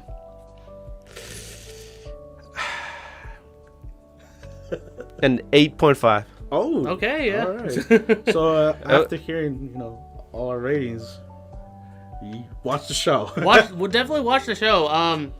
Like I said, like starting next week, we're going to go into full spoiler territory with this show. Yes. But We'll probably eventually talk about the first episode. Yeah. With the second one. Yeah. We'll A little combine bit. it. We'll combine it. Yeah. We'll talk about a little bit of it, but yeah, we'll do that. Yes. Whew, man! But the next anime I want to talk about, Last everybody one. wants to talk about the last one in our list, is Akudama Drive, which was originally an anime that's set to come out back in summer, Yeah. but got held back all the way till now in fall. And oh my goodness, it is bombastic, Yes. to say the least. I mean, that Bonkers. is. I think saying that this is action packed is giving this anime a huge disservice, because oh my god. It's like you want like straight up action and I'll say this right now: this anime does not care about thankfully, this anime does not care about names, because nobody in this anime is given like a proper name. It goes to the Goblin Slayer approach, where everybody's name is based off a title. Yeah. The main, I guess, title, I guess the MC, I guess, is Our main character is called Original Person. Ordinary Person. Ordinary Person. Just an ordinary person. Yeah. But to just say, like, I like the world of Akuma Drive. This is straight up cyberpunk. Yes, this is pure cyberpunk. This right is here. straight up cyberpunk. I like how the world is set, the rules being placed, and just like the chaos that's unfold like throughout the whole show. Yeah, and it's an awesome time. Oh yeah, for sure. We get our characters. We got our actual like akudamas, which are basically these super criminals. Yes. The first character, he's a motorcycle that's basically a messenger boy. His name is he goes by, his title is Courier. Yeah. And then you have the dude that beats up everybody, is the brawler. Guy. Yeah, you see him like take on like an army of robots. His title is Brawler. Yeah. It's funny with the introductions to them. I gotta say, now that I'm thinking about the introductions, it reminded me a lot like Suicide Squad. Yeah. Like how they introduce their characters. You'll know who's important or not. Yeah. In this case, I mean, thankfully, it's like there's only like 4 or 5 characters. Yeah, there's a handful. There's only a handful, so hopefully everybody gets their own spotlight. And then there's also we got 7. It's 7. 7, okay. It's 7 in total. Yeah. Oh, okay. So, and then you also have the kid that's like, you know, hacking into banks and stuff like that, stealing money. The hacker. Yeah, the hacker. He's literally the title hacker. Hacker. And then you have the voluptuous doctor. Yes. Who literally performs heart surgery while killing everybody else in the train of a guy that had a heart attack without any anesthesia, nothing like that at all. Straight up raw. I think he's still dead. I'm pretty sure. Yeah, most he died from the shock. He probably died from shock. Yeah. And call doctor. Yeah, her name is Doctor, and that's the 4 main players. But I guess ordinary person kind of like gets swept up in everything because she forgot to pay for takoyaki. Yeah. That she was originally supposed to pay for with the 500 yen coin that she found. Damn. Yeah. They're strict, man. Yeah, right. The thing that I got, the vibe that I got from the show is that the show is meant to be very, very law abiding. Like you even see like she tries to rescue a cat from getting run over, and the car was like kind of going, even when it was going off the path, it had like red like do not enter kind of thing. Like it was like the rules are very rigid in the show. Yeah. But yeah, well, so when the stand lady, you know, when she caught her not paying for food, like immediately within 30 seconds, she was taken all the way to the police station, and she's basically taken to juvenile police. It's just funny to just think about, like, wow, really? Like, yeah. She should just gave back the food or something. But the 4 players though, they get hit with the request to bail out this guy that's supposed to get Cutthroat, named Cutthroat. Yeah. Yes. So he's like the big center attention of the town because there's like literally like public execution, literally advertised for everybody to see. Yeah, even when like the event is about to happen, everything, the world, the city just stops. It gave me that vibe from Dead Man Wonderland. Oh yeah. Yeah, where like everybody is like where it's like basically an amusement park, and like everybody gets to see these death row inmates.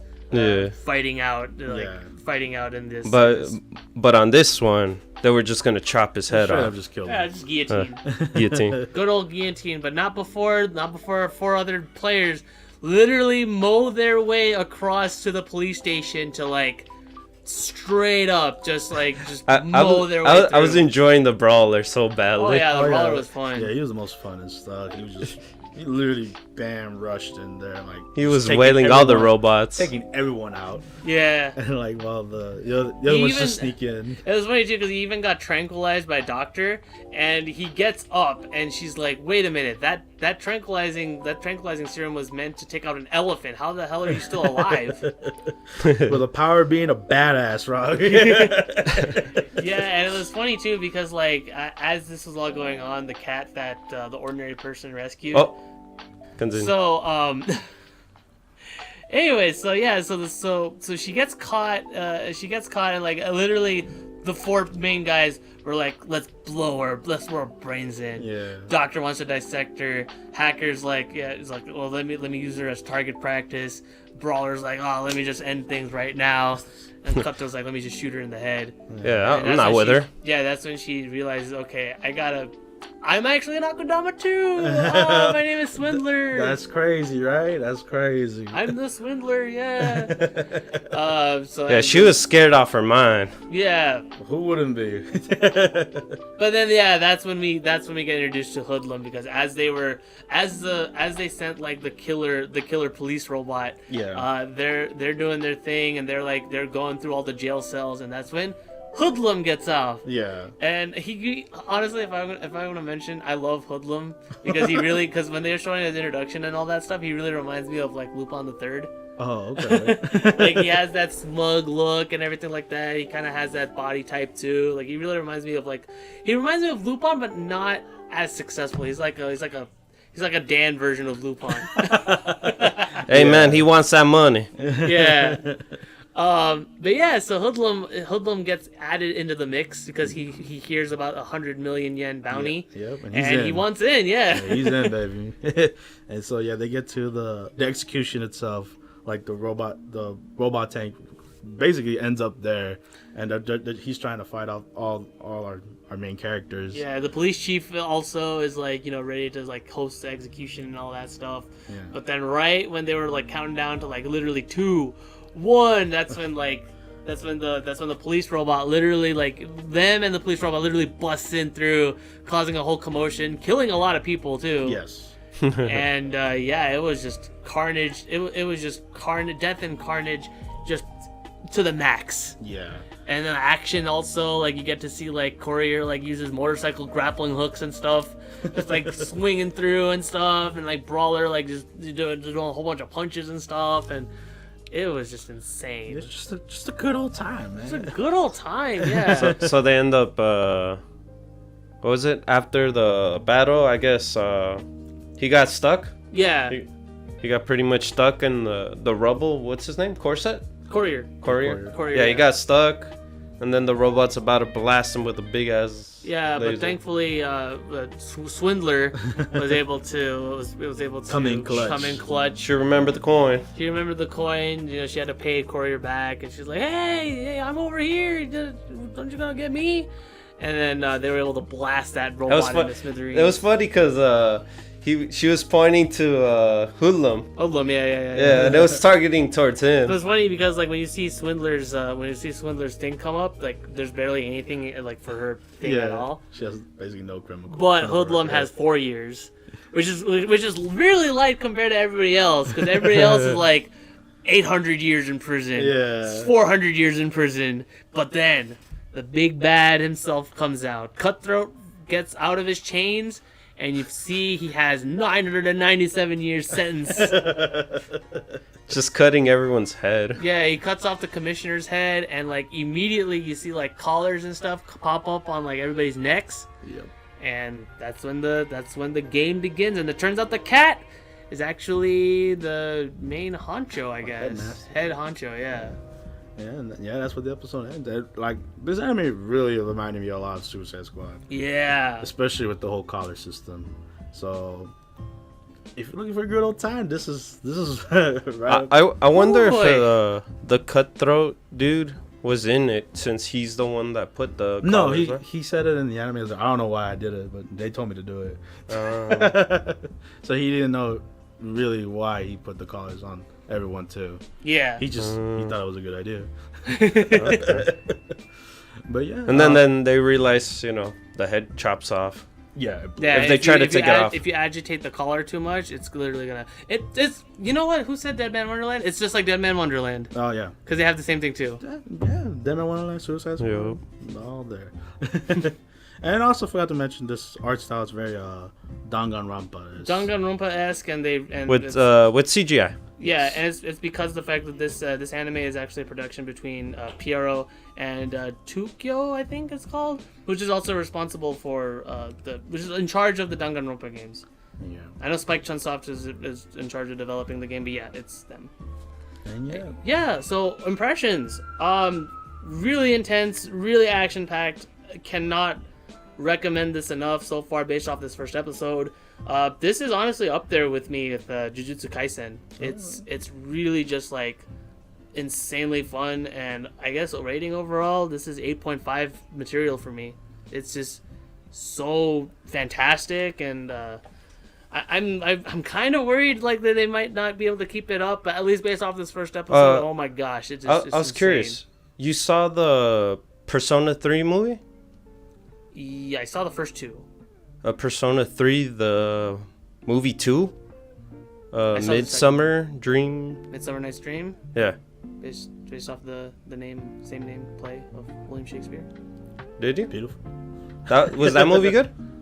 Because I liked it a he lot. also he made that. He made that. Then he also made Did he make Persona 3 also? 'Cause, you know, yeah, Persona 3, He made Persona 3? Nice. the movie. Oh, the 4. movie? Yes. Yeah, he made a lot of Persona films. Oh, okay. Persona? Persona. And also Kino Tabi, Oh, You know which one, right? Kinotabi. I don't. the one with the talking motorcycle. Oh! Kirby? Kino's Journey? Yeah. Oh. That makes a lot of sense with the whole bike guy. Yeah, warrior. Okay. But yeah, I guess my rating. I just wanted to. No, give it's Yeah. good info. It's balls to the wall, like it's bonkers. It's everywhere. It's crazy. It's like we've been saying the whole time. Good old time. Just a good old time. You know, you want some Michael Bay explosions. This is your anime. For me, that's the kind of thing I'm kind of scared of. I want to see where it would go from here. I feel like they blew up their load maybe too soon. I doubt it, but it's just the little thing that kind of tells me in my head. So for me, I give it a 7.5. But great opening. If you want like pure action, you know, kind of my like Suicide Squad, Dead Man Wonderland vibe, this is the one. What about you, David? To me, you guys said most of the stuff, so I'm just gonna give my rating in general. Okay. And I'll give it a 7. Nice. Solid 7. And with that, we wrap up the animes Finally. Some news. and some quick news. Quick news. Quick news. Fate movie trailer. Yes, the fake Grand Order Camelot Full trailer. full trailer, because before it was just a small tease. Now it's Tease. a full trailer of what's gonna happen in Camelot. Give Rabbi a start since he doesn't know most. Oh of it. yeah. What did you think about the trailer? Looks like a great trailer. It really reminds me of the Babylonia anime with its not really its presentation. This is definitely better than the Babylonia anime presentation, mainly off the fact that this has a bigger budget since it's a movie and everything. Yeah. They're gonna be focusing a lot of the visuals and stuff like that. Visuals wise, it's just fantastic, and like I really want to see kind of, because I don't know anything about Fake Grand Order's like overall story at all. So this is going to be really interesting to see just kind of where it's going to go. I'm just super excited. I feel like the more trailers I see of this thing, I just want to go out and watch it already. Omar? For me, I'm a big FGO fan over here. I read this story, so I know this is one of the fan favorites. This one and Babylonia. So what are you expecting for this movie? Well, I don't know if they're still doing like parts of it, like part 1, part 2. I think so. Because if they're doing part 1, it's a lot. It's a lot to take in for part 1 from what they showed off in the trailer. Like, you know, Gwen, the people getting lights of rain, you know, them killing people. A lot happens in this singularity, and it's pretty cool. I wonder how long it is, to be honest with you. And yeah, the animation looks great. They're the same people that did the Babylonian anime as well. Yeah, so that's how you know it's in good hands. Yeah, so Is it really? yeah, the Babylonian anime. Are you sure? Yeah. We'll put it up on the screen if it is. But yeah, I think the trailer looks pretty good. I can't wait to see it in full animation after reading it. So I know most context of it. And yeah, I can't wait for it. What about you, David? To me, I guess I get more story with Saber. since I'm not I play FGO, but I don't read the story. Damn. So I don't know the story as much as fans are gonna get at you, bro. I don't know much about Lance Saber. Yeah. Altoria. Yes. Pendra. Last version. So I don't know much about it. So hopefully with this film, so far for what I saw, it looks pretty fun. Yeah. Mm-hmm. I wonder if they're ever gonna do a movie or a show with the female character, or is it always gonna be the male?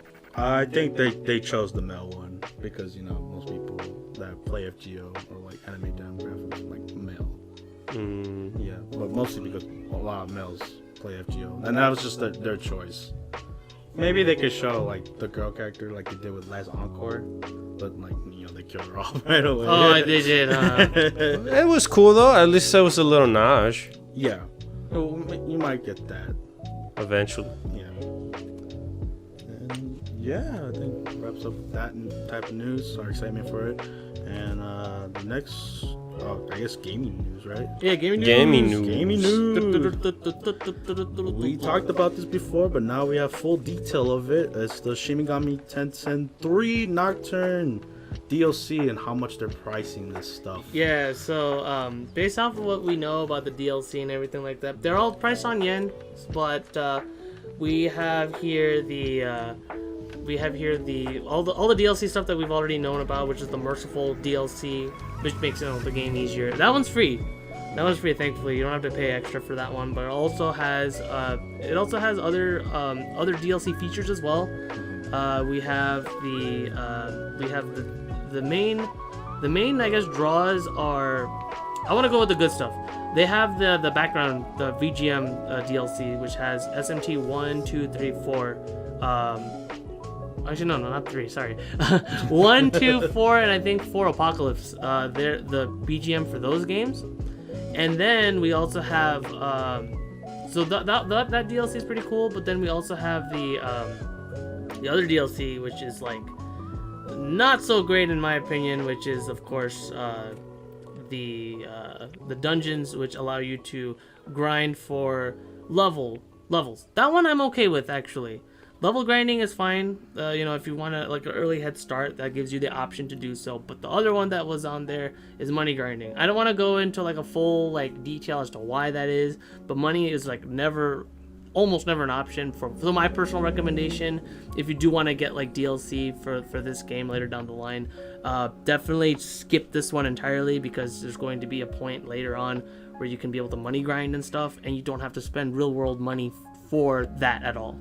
Yeah, I feel like this DLC practice that I feel like they ripped off of, Fire Emblem. Yeah. Where like they have the experience dungeons. Fire Emblem, SMT4 also had it too. So. Yeah.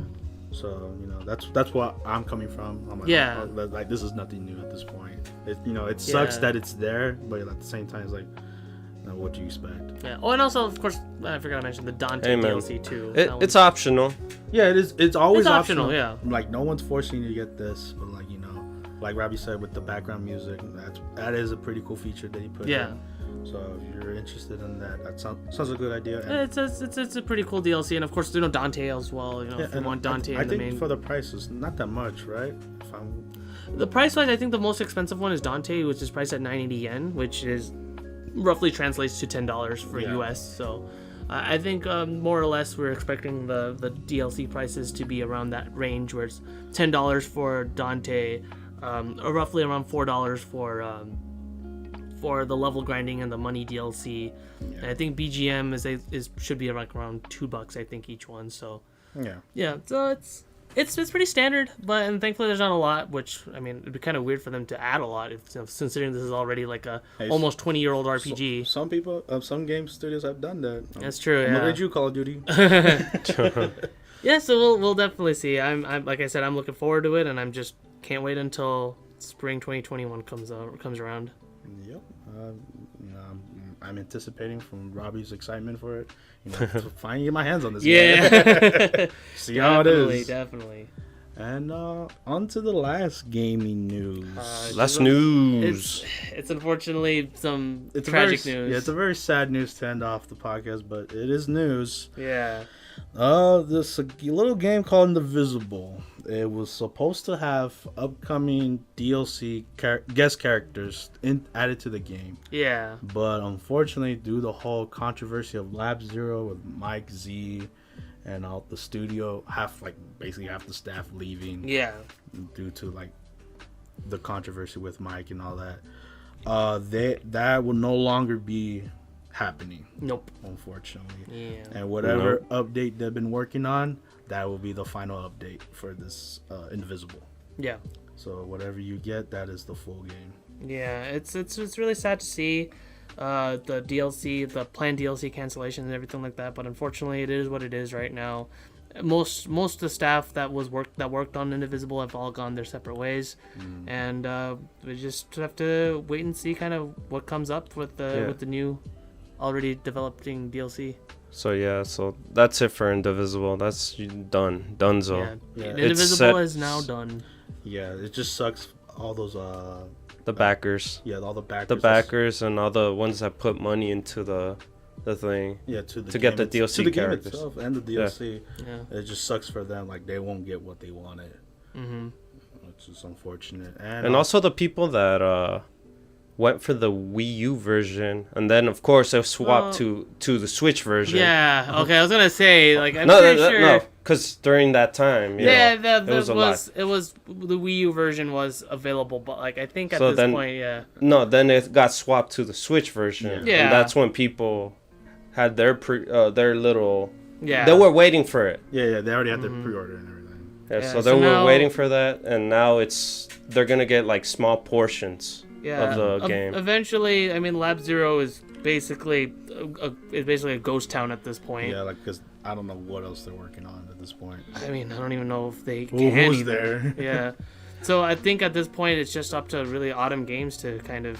Yeah, Skullgirls is still alive. Skullgirls is still alive, surprisingly. Yes, thank God. It's The IP is owned by Autumn Games. Games. So game, so they know what to do, hopefully. yeah, most definitely. And on the mobile game, if you play the mobile game, that's also okay. That's also that's also completely fine. You guys can still play that version. You guys are still good. But any interaction with Lab Zero itself, completely gone. Yeah, just forget about it. Forget about that. All right, and then that's it. That ends this week of the Anime Squad podcast. It was a long one. We got through it.